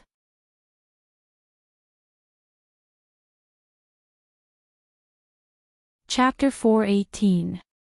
Renbochin used to love bathing. Even though the northeast had geothermal heat, it was cold outside. In the winter, he would soak in a bathhouse and enjoy a sauna, which made him feel refreshed from head to toe. When he was in university, a roommate from the south entered the bathhouse and saw everyone's bare buttocks. He was so scared that he almost ran away, which made him laugh at him for a long time. Renbochin sat in the wooden tub. The water reached his neck, and the smell of Chinese herbal medicine wafted out of the tub. He didn't know why, but he suddenly thought of that classmate from the south. He heard that when a person started to recall the past, it meant that he was getting old. Renbochin was deep in thought. The person who said this probably didn't experience youth. I'm only 24. 25. 26. How old am I? It's already 2019 on Earth, and more than half of it has passed. I should be 26 years old, right? According to my experience, I should only be 25 years old. Whether I'm 25 or 26, I'm still at the prime of my life. Haven't you heard of the ancient saying? The age of a cardamom. I'm not even 28 years old, and it's too boring to think about this. After soaking in the tub for a while, he estimated that the time was almost up. The medicine had been absorbed into his body, and the water was starting to turn cold. He then climbed out of the tub. He stood there naked, looked down, and shook his body. Then, he picked up a towel to wipe his body and put on his clothes. There's a thick wooden stake moving outside the courtyard. A thick wooden stake was swaying outside the courtyard as if it had a spirit. Who's there? If Renbochin could see it, so could the guards. The two guards immediately jumped onto the wall. I'm here to see Sir Renbochin. A familiar voice came from outside the wall. It sounded like a man, but also like a woman. In fact, Renbochin knew who it was when he saw the swaying wooden stake. He just didn't expect the other party to want to see him. It just so happened that he was also very interested in the other party. Let him in, Renbochin said while putting on his clothes. As Renbochin finished speaking, the two guards pointed their chins at the person outside the wall and glared at him. Then, a person jumped onto the wall with a wooden stake and landed on the ground. Sir Ren. That person cupped his hands from afar and said, "Long time no see." Renbochin looked at the other party's appearance. She was dressed in purple, her hair was disheveled, and her eyes were a little pink, which looked like eyeshadow. Her appearance could only be said to be above average. The most important thing was the charm at the corner of her eyes and the tip of her eyebrows. It was not something that ordinary people could compare with. After hearing what that person said, many of the guards glanced at Renbochin with a face full of gossip. Did the victim's family come looking for him? I didn't expect Sir Ren to have such a past. I wonder if I should let Her Majesty know. To be honest, Sir Ren treated them pretty well, but the truth couldn't be concealed. Renbochin, he felt as if a bucket of sh*t had fallen from the sky onto his head. Renbochin felt that he probably didn't know this woman. But for some reason, he felt a sense of familiarity. The tips of his eyebrows and the corners of his eyes looked familiar. You've seen it before. What's your relationship with Ning Kaichin? Renbochin was a little puzzled. This woman reminded him of Ning Kaichin. Ning Kaichin has sisters? But I haven't seen it before, right? I bet you didn't expect this, Sir Ren. The other party winked at Renbochin. Pfft. Renbochin got goosebumps when he saw the other party's actions. You are Ning Kaichin. Renbochin turned pale with fright. He hadn't changed in a few months. How did he change his gender? Although he knew that the medical skills in this world were more advanced, he didn't expect it to be at this stage. He could even perform this kind of surgery. This is the reason why I'm here to look for Sir Ren. Ning Kaichin pinched his thumb and middle finger. Although I'm ashamed to see anyone with my current appearance, I'm still old friends with Sir Ren. I hope Sir Ren can help me out. Ning Caichen's eyes were full of desire as he spoke. What's going on? Have you finally realized your childhood wish? Ren Baqian asked someone to bring 2 stools over and place them 3 meters apart.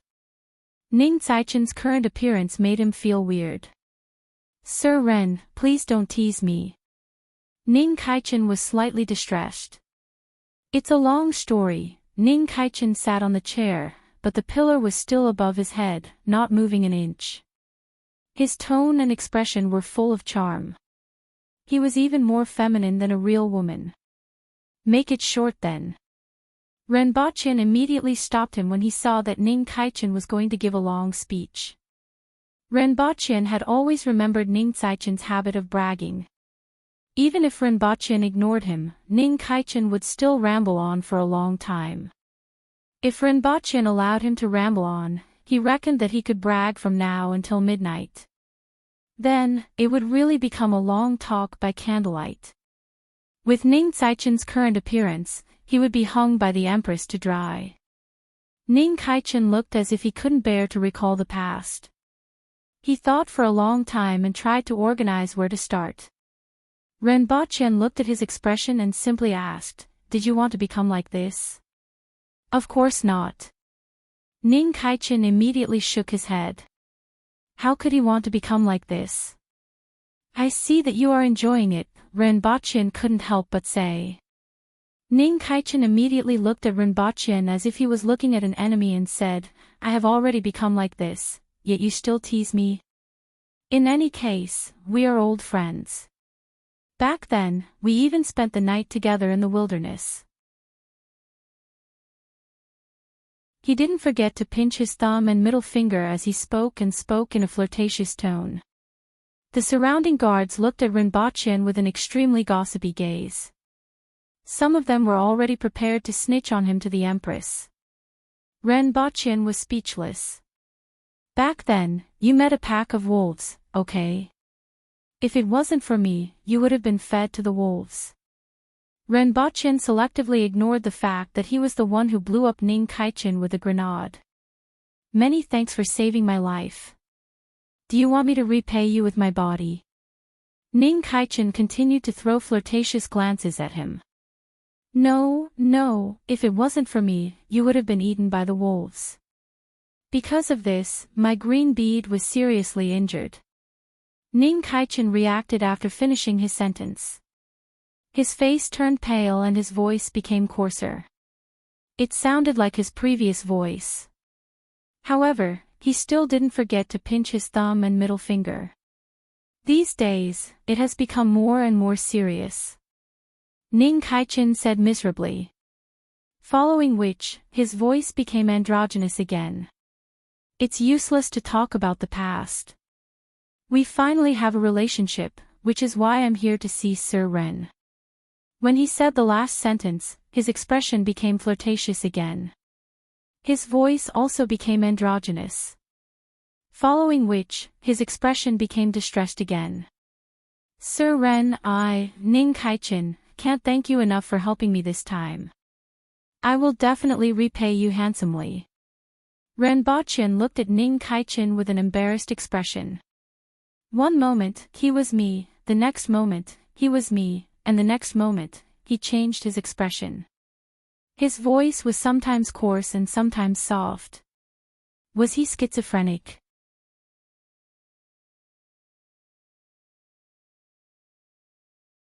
Chapter 419. Recently, there has been an organization whose core members are sword masters. Someone has been issuing missions and giving out rewards. As you know, our sword master is often out searching for all sorts of resources. Now that an organization like this has appeared, many people can complete missions to obtain the materials they want. It's much more efficient than traversing the mountains to search for them.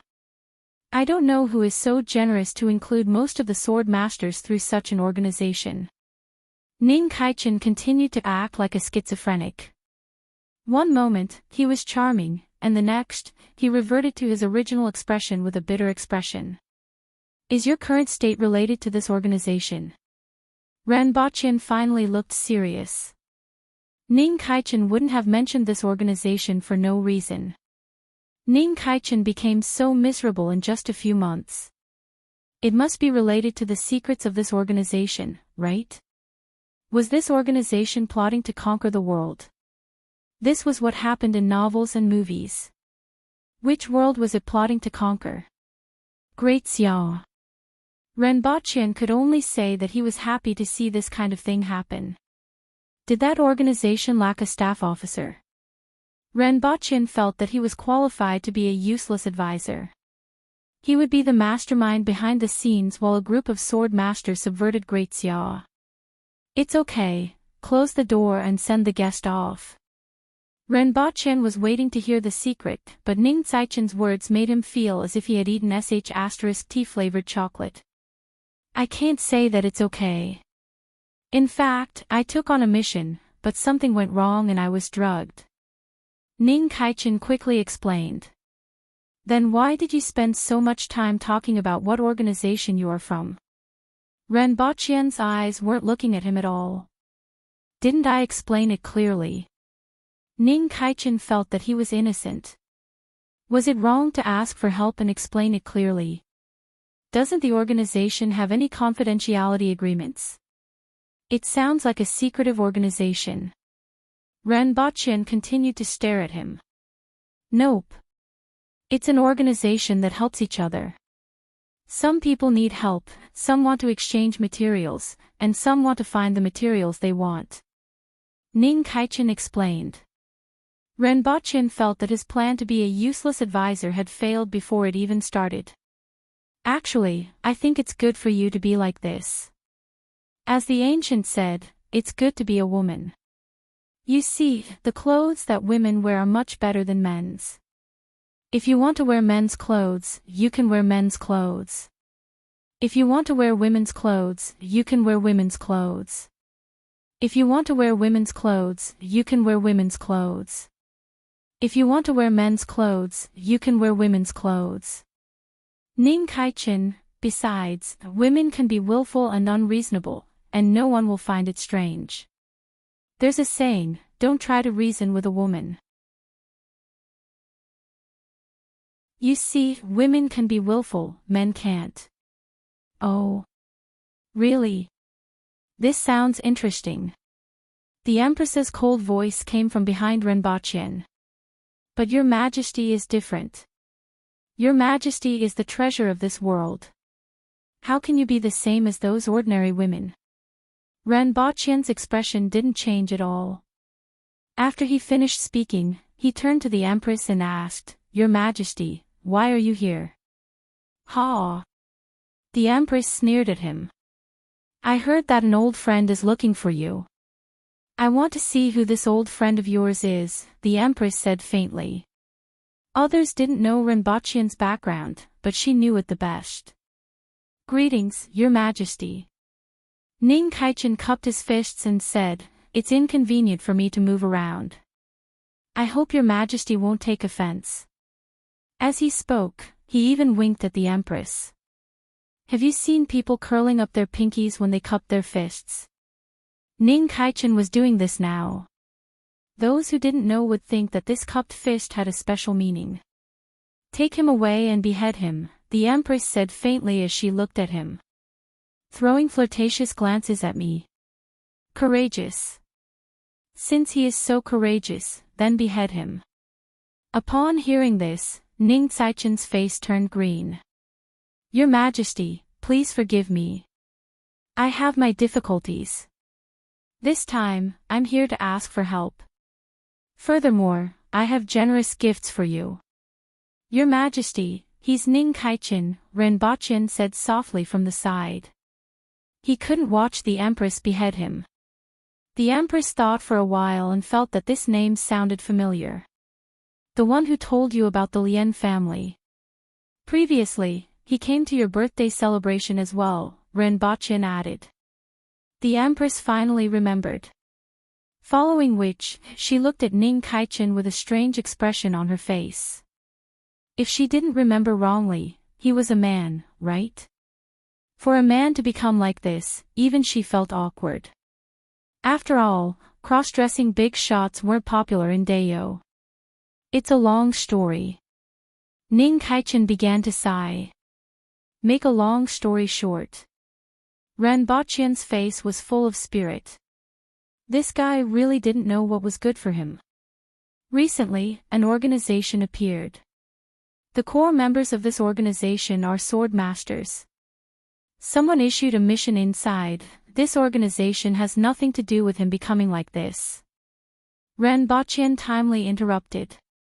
Ning Kaichen rolled his eyes at Renbachian with hidden bitterness. Then, he was drugged. The person who drugged you was an enemy, right? Since he could turn you into this, why didn't he kill you? Renbachian finally asked this question. He said that he's a good person. All living beings are fated to come to this world and have the luck of heaven. Killing people is against the harmony of heaven. As such, he never kills people. I've never heard of him killing people. Renbachian pondered and felt that it was better to just kill him. I seem to have some impression of him. Zhu Zixing. The Empress asked. There weren't many people who acted so strangely and had such strange methods. Even if the Empress didn't pay much attention to the outside world, she had more or less heard about it. Ning Kaichen said faintly, "That's him." Then, why are you here? Renbachian asked. I heard that there's something called the Luoyin root that can cure my current condition. This thing can only be found in the 60,000 mountains. I'm afraid that it will be difficult to find it if I go in alone. Therefore, I want to exchange it for an item. Ning Kaichen finally got down to business. I have a shueka that I originally wanted to use to exchange for a few materials in the future. I'm willing to use this item to thank you. This item has no other effects, but it can greatly increase one's qi in blood. It's very beneficial for practitioners and can save at least 10 years of hard work. It can be considered a rare treasure. The Empress became serious when she heard about the shueka. She had heard of this item before. It was one of the rare treasures that could only be found by luck. Although it wasn't very useful to her, it was very useful to Renbachian. Renbachian's cultivation required all kinds of medicinal herbs, so his cultivation speed was much faster than that of ordinary people. Although this item couldn't help Renbachian save years of hard work, it would definitely get twice the result with half the effort. Previously, Renbachian consumed Lu Qi's Spirit Yuan pill to replenish his vitality and improve his aptitude. If Renbachian practiced ordinary martial arts, that Spirit Yuan pill would have a miraculous effect. However, for Renbachian's Rui visualization, the effect wasn't as great as expected. This shueka was just enough for Renbachian. This Luoyin root is also something that can only be found by luck. Although it's said to exist, very few people have seen it, the Empress said. Naturally, she wanted the shueka, but it wasn't easy to find it. It's best to find it as soon as possible. I feel that I'm becoming more and more sentimental these days. Ning Kaichen looked charming. Although he was a man, his facial expression and tone were even more seductive than a woman's. A few guards were weighing whether to snatch him back and make him their wife. The Empress's eyes drifted to the side. Based on his behavior, why not just kill him? Renbachian looked embarrassed and said, "You may need this." What? The Empress turned to look at him. Ning Caichen's eyes were about to emit peach blossoms. Electric shock therapy. Using a weak, short, and moderate amount of electric current to stimulate the patient's brain to achieve the goal of controlling the patient's mental symptoms. Renbachian felt that given his current situation, it was necessary to give him an electric shock. Maybe he would be cured. In any case, it couldn't get any worse, right? Wait, I'll go look for it. Renbachian said and hurriedly ran to the carriage outside. Many of his things were packed in boxes in the carriage. If he remembered correctly, there should be an electric bat in there. After the time it took for an incense stick to burn, Renbochin ran back excitedly with a short and thick baton. This treasure hadn't seen the light of day for a long time. "Sir Ren, what are you doing?" Ning Kaichin exclaimed, then said flirtatiously, it's so thick." Zap, Renbochin directly placed the electric baton on Ning Kaichin's arm.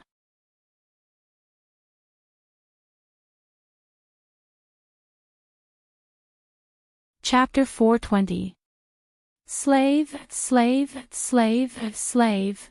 Renbochin poked Ning Kaichin's body with the electric baton for a few seconds before withdrawing it. Ning Kaichin was already lying on the ground. He had experienced being shocked by an electric baton before and naturally knew how it would react. It would probably take a while for him to recover. "Your Majesty, what is Shueka?" Renbochin asked after she sat down and attentively moved a chair over for the Empress. When Ning Kaichin mentioned Shueka, the Empress was obviously moved. "I'm not sure either. I've only seen it in a book. This thing is very useful to you. After consuming it, you will be able to achieve twice the results with half the effort," the Empress said faintly. Renbochin's heart warmed. After all, the Empress wanted it because it was useful to him. "Thank you, Your Majesty." The Empress rolled her eyes. Even though it was just an ordinary eye roll, in Renbochin's eyes, it was amorous and made his heart palpitate. Beauty is in the eye of the beholder. An ordinary woman could become beautiful and attractive in the eyes of her lover, let alone the Empress. Is that useful? The Empress felt that the electric shock therapy mentioned by Renbochin wasn't very reliable. She also discovered Ning Kaichin's current condition. It was obvious that there was a problem with his spirit. Fortunately, he was a sword master and all his strength was in the sword.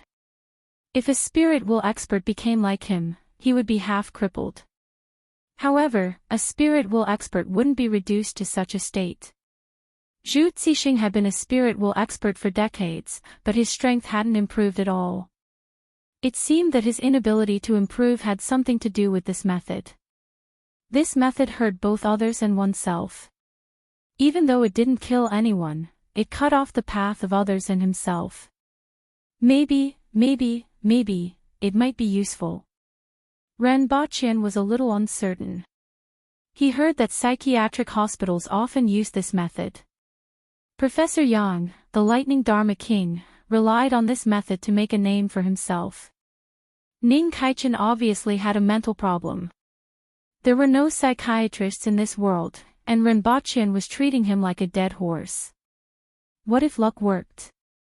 Maybe.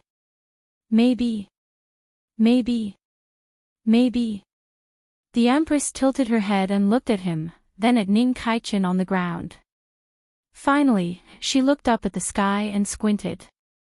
Today was a rare sunny day.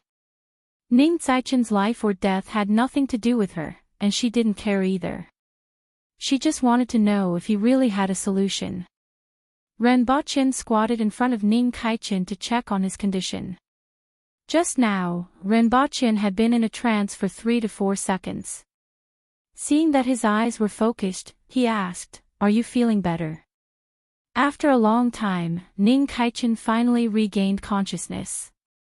However, his entire body was sore and numb, and he was almost unable to move. What a powerful rod! My body has turned soft. Ning Kaichin had just regained his senses when he saw Renbochin with a face full of flirtatious expressions. He looked at Renbochin with a heart-shaped gaze. Sizzle. When Ning Kaichin said the last few words, Renbochin expressionlessly struck him with the stun baton again. Everyone in the surroundings looked at Ning Kaichin with a look of astonishment on their faces.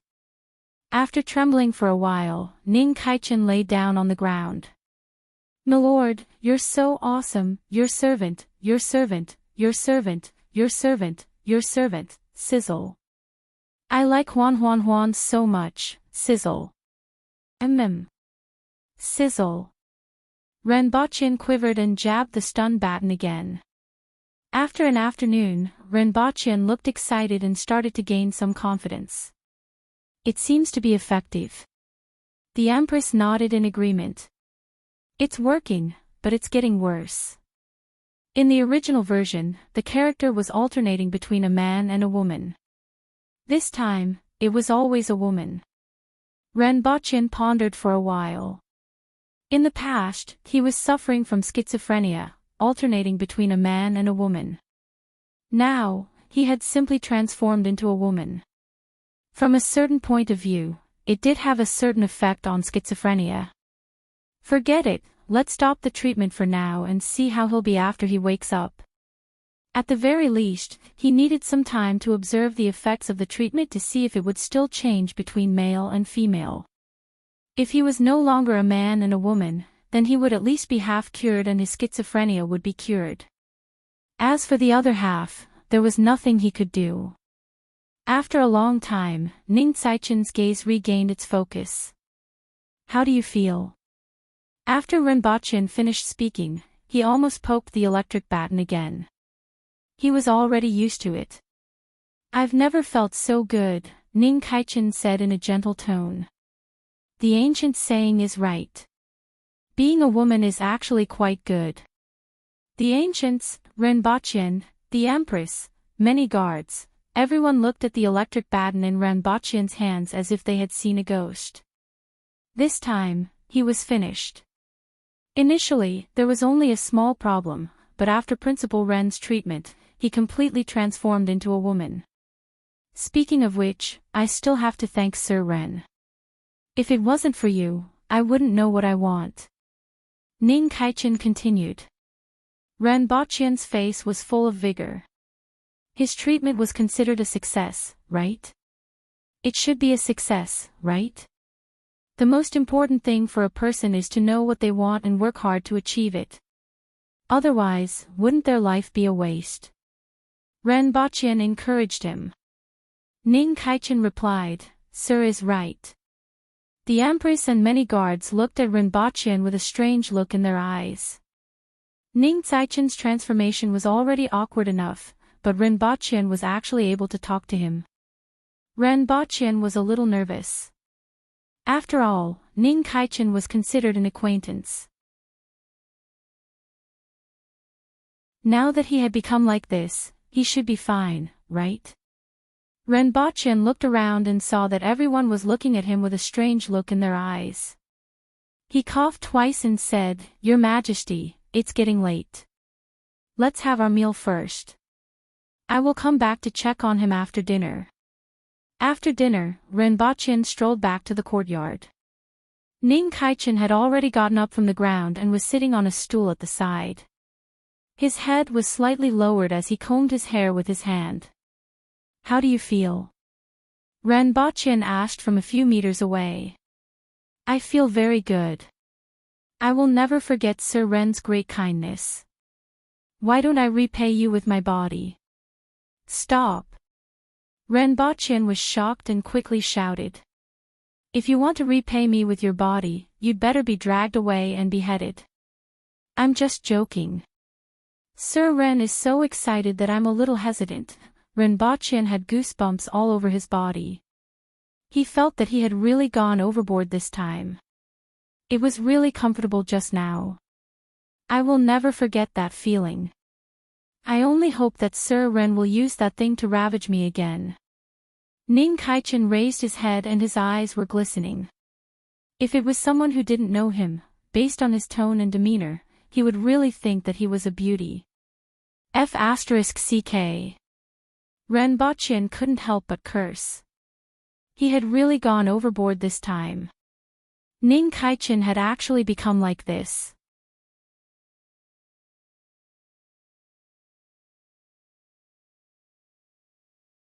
Chapter 421. When Renbochin, the Empress, and the rest moved forward, Ning Kaichen had already left.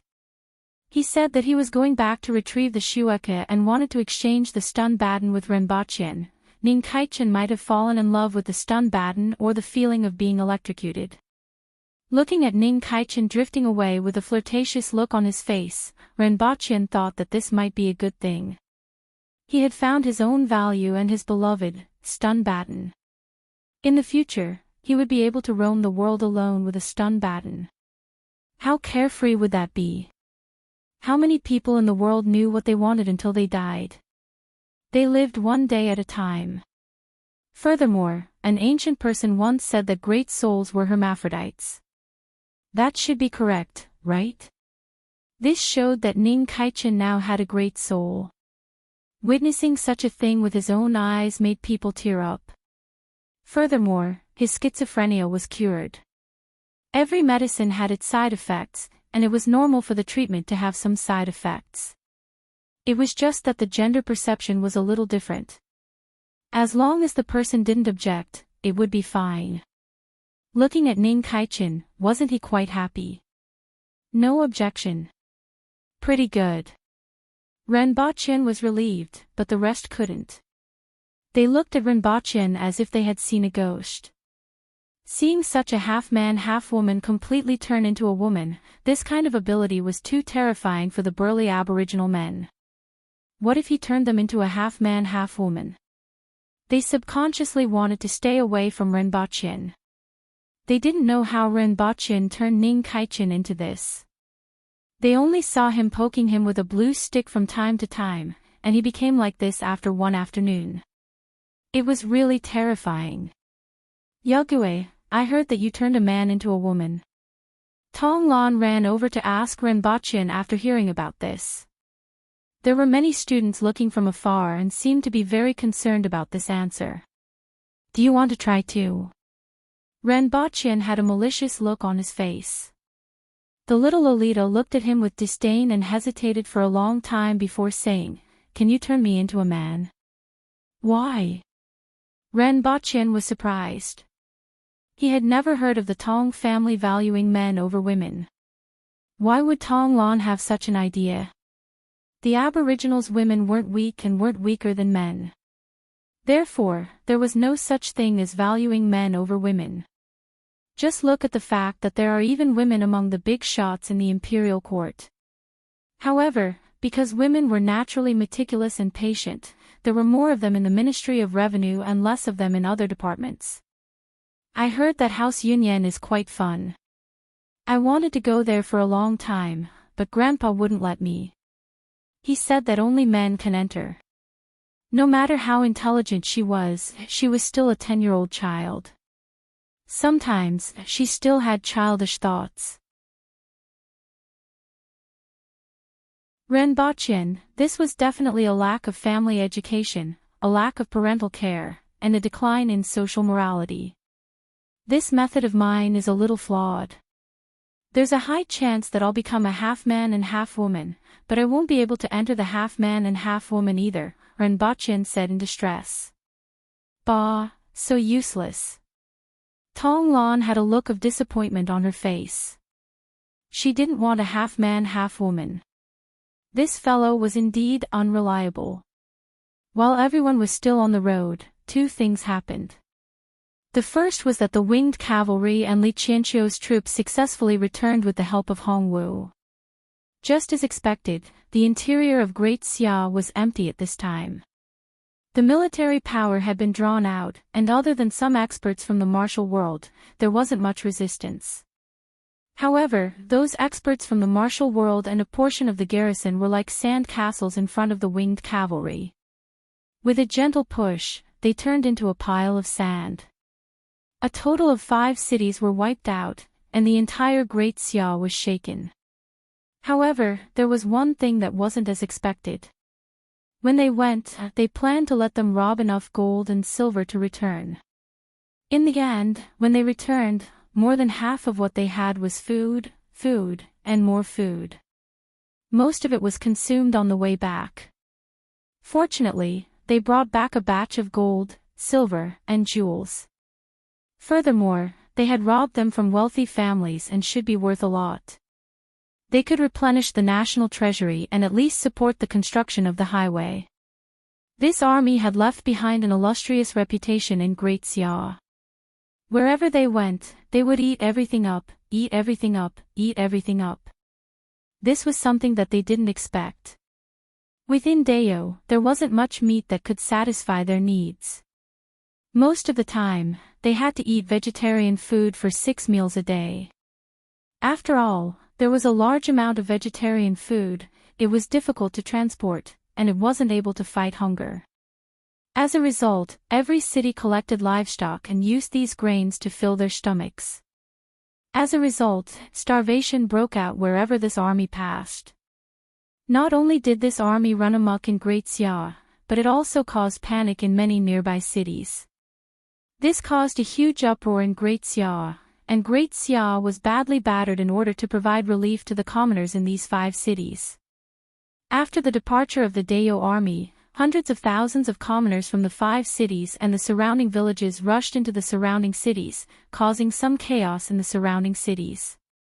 The reason for the chaos was because of food. After all, most of the rations used by Great Xia to support the 700,000 soldiers were transferred from the nearby cities in the south. Many of the city's granaries used for disaster relief were already empty. When such a thing happened, they were unable to take out any rations that could be used for disaster relief. They could only rely on the officials to contact some wealthy families to provide porridge. There was also the notice that Rinpoche asked Li Qianqiu to put up. Although it seemed like a joke to many scholars, Deo still dared to ask for compensation. Furthermore, it was directly said when they came to rob. It was as if someone fought with you, beat you up, and demanded that you pay him 100 taels of silver. If you didn't pay, you would be robbed from your house. What was the difference between this and bandits? However, resentment arose in the hearts of many commoners. After all, they had lived a peaceful life, but in the end, they encountered a disaster and had to leave their hometown temporarily. This kind of bone-piercing pain caused resentment to rise in their hearts. To Deo and to Great Xia. The return of Li Qianqiu and the winged cavalry was one thing. The other thing was that the entire family of the warlord of Qingfeng City had been exterminated. The Department of Inspection had snatched some precious treasures from his residence and had already returned to Deo. They were currently rushing to the Protectorate of the South to hand over the treasures to the Empress.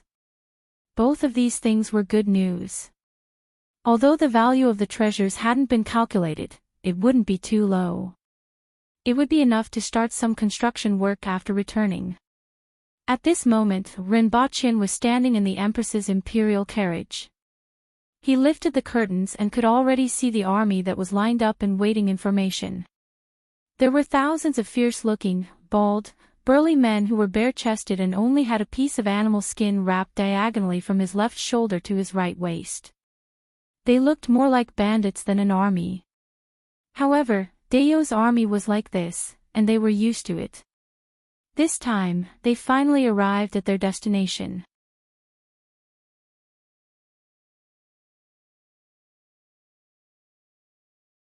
Chapter 422. He didn't know whether to laugh or cry. It was probably because he hadn't had a cold or a fever in a long time that he had forgotten what it felt like. These few days, he had thought that he had a mild fever and didn't even take fever medicine. He just took some cold medicine every day. After a few days, he couldn't take it anymore yesterday.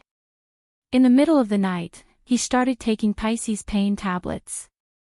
This could stop the pain and reduce the fever. Today, when he went to the doctor to take his temperature, he found out that it was over 38 degrees Celsius, and that was after taking the medicine. In other words, his temperature had been over 39 degrees Celsius for the past few days. He had to send his son to the hospital every day in temperatures that were over -20 degrees Celsius. He had to queue up for injections and aerosol treatment twice a day for 4 to 5 hours. He didn't notice his own condition at all. He had always thought that it was a low fever within 38 degrees Celsius. No wonder he felt so bad. His physique was too good. He hadn't had a cold or a fever in a long time. He had forgotten what it felt like and didn't take it seriously. If he had known earlier, he would have been fine after taking the fever medicine. Thinking about his condition these few days, he couldn't bear to look back. Also, the flu this time was really bad. Even with my physique, I got infected.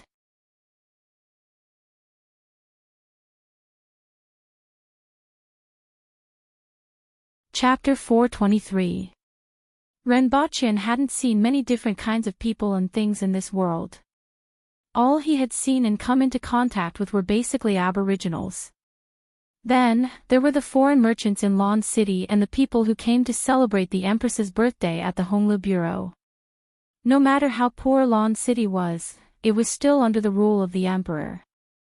In particular, the merchants at Jingdao were all from big and influential families. They more or less put on airs and didn't have much of a market atmosphere.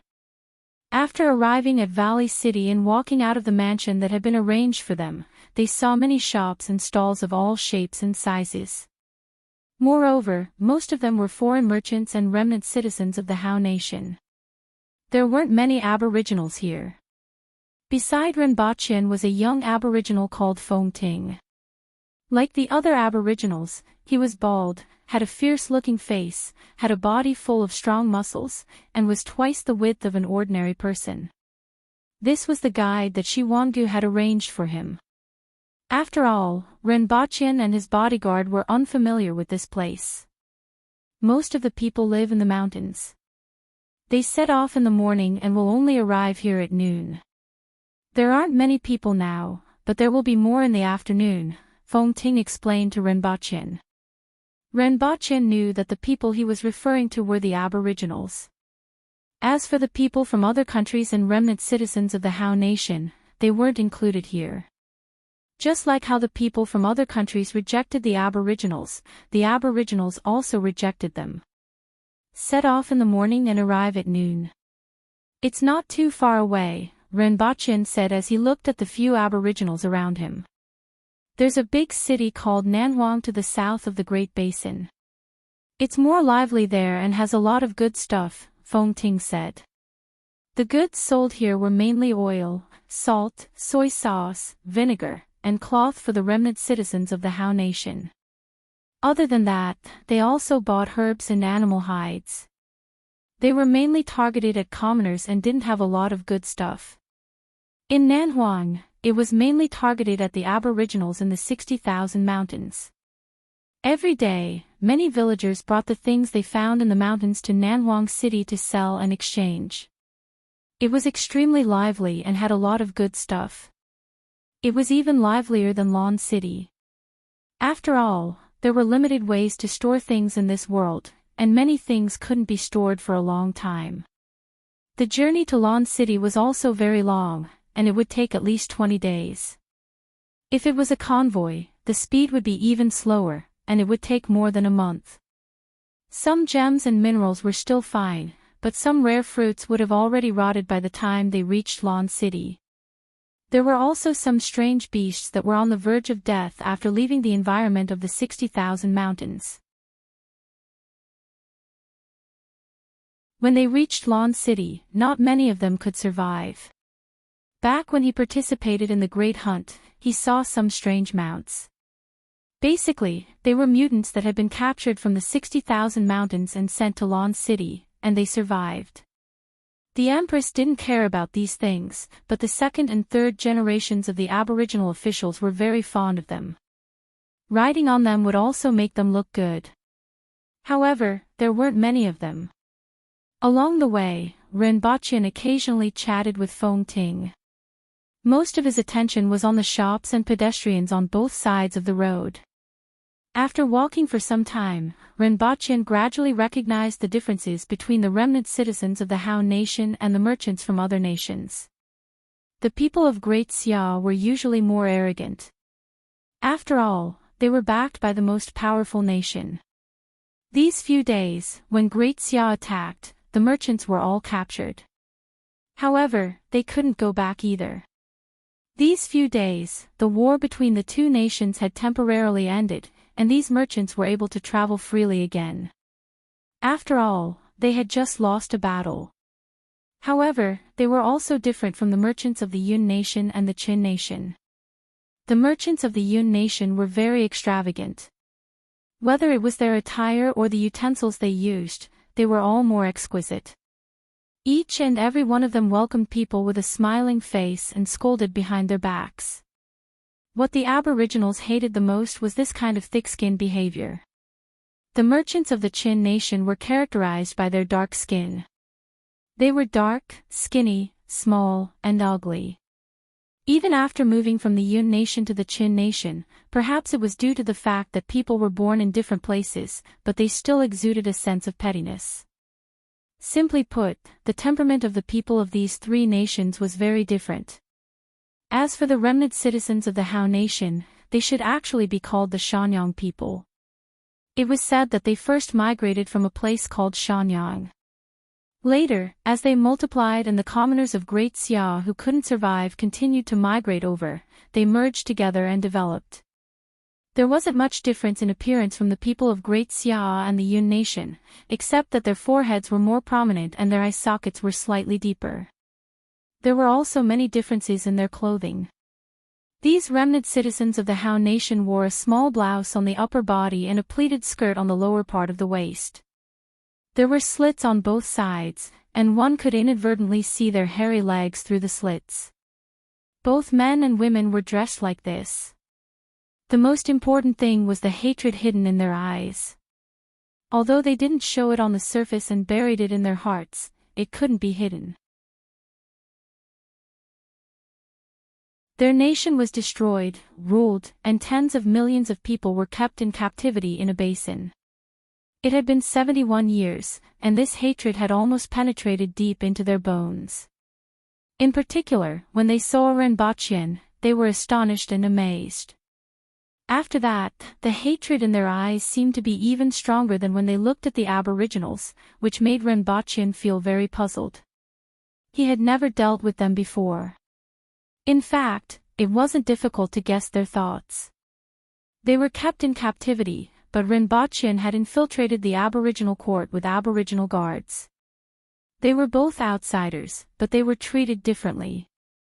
Furthermore, Renbachien was the husband of the Empress and had contributed to the war with Great Xia. Although they didn't know the specifics, they more or less heard some rumors in this place where merchants from various nations gathered. Even in their dreams, they wanted Great Xia to drive those barbarians back into the mountains. Even if Great Xia became the master of this land in the future, they would still be able to live freely. However, Great Xia lost miserably.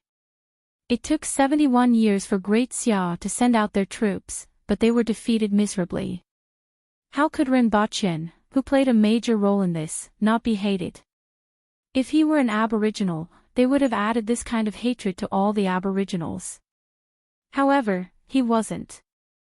He was also an outsider to the Aboriginals. Come here. Renbachien waved at a man not far away. That man lowered his head and hurried away as if he didn't hear him.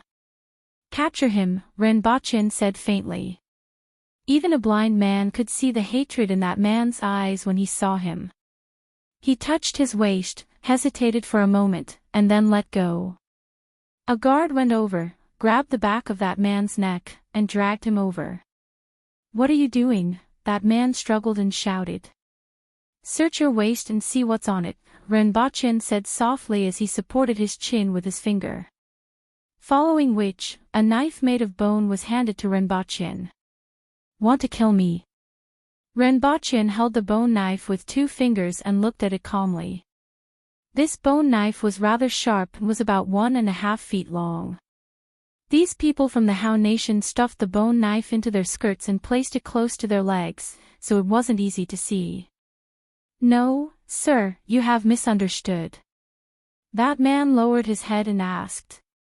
He was surrounded by Aboriginal guards, and even if there were another 100 of him, he wouldn't be able to hurt Renbachien. He wasn't a fool and naturally knew what to say. "Why?" Renbachien asked doubtfully. "I have never seen you before, so I don't think we have any enmity." "Sir, you have misunderstood. I wouldn't dare." Whether it's a misunderstanding or not, it's not up to you to say. I feel that if you want to kill me, you will be courting death. Rinpoche ignored his words and said. He felt that he wasn't mistaken. The other party's eyes were filled with hatred, and his hand was placed on his waist, where the knife was hidden. Looking at Rinpoche with hatred in his eyes and such an obvious action, Rinpoche was treating him as a fool if he said that he didn't have any intentions. Actually, I quite like to see people hate me to death but can't do anything to me. However, I want to know why they hate me so much that they can't help but touch their knife even in front of so many guards, Rinpoche said softly. There's a reason for every action. Don't tell me that you are afraid of seeing so many people and want to touch your knife for a sense of security. That person immediately said, Sir, I just thought of something and wanted to touch my knife to see if I brought it out. In the end, I realized that I didn't bring it and wanted to go back to get it. Well, that makes sense. Rinpoche nodded. That person heaved a sigh of relief. However, I don't believe you. Bring me back and interrogate me for a few days before I consider whether I believe you or not. Rinpoche waved his hand at the guard. That person's expression changed drastically. If he was tortured for a few days, would he still be alive? What's the point of considering whether you believe me or not at that time? Many people in the surroundings also looked in this direction. After hearing this, they lowered their heads and hurriedly left, not daring to look again. These days, Shiwanya had been killing, and many people were trembling with fear. They only dared to bury their hatred in their hearts. Looking at this situation, everyone knew that this person wouldn't be able to live. In fact, Rinpoche had more or less guessed it. Perhaps not everything, but he could guess a little. He walked around the streets for a long time, and the gazes he saw made him feel that it wouldn't be easy to get any information from them. It was better to do something simple and direct. This time, I'm here to do a good deed and to save the lives of all of you. With your petty tricks, sooner or later, the Empress won't be able to endure it. Now, you can be excluded. Sacrificing one of you, or a few more, will bring happiness to millions of families. I will erect a monument for all of you later. Don't say that everything was a human life. He wasn't a saint, nor was he a monk. He didn't pay attention to the equality of all living beings. Killing 1, 10, 100, 1,000, or even 10,000 innocent people would allow 100,000, 1 million, or even 10 million people to obediently submit to Dao's rule and contribute to the modernization of Dao. That would be his goal.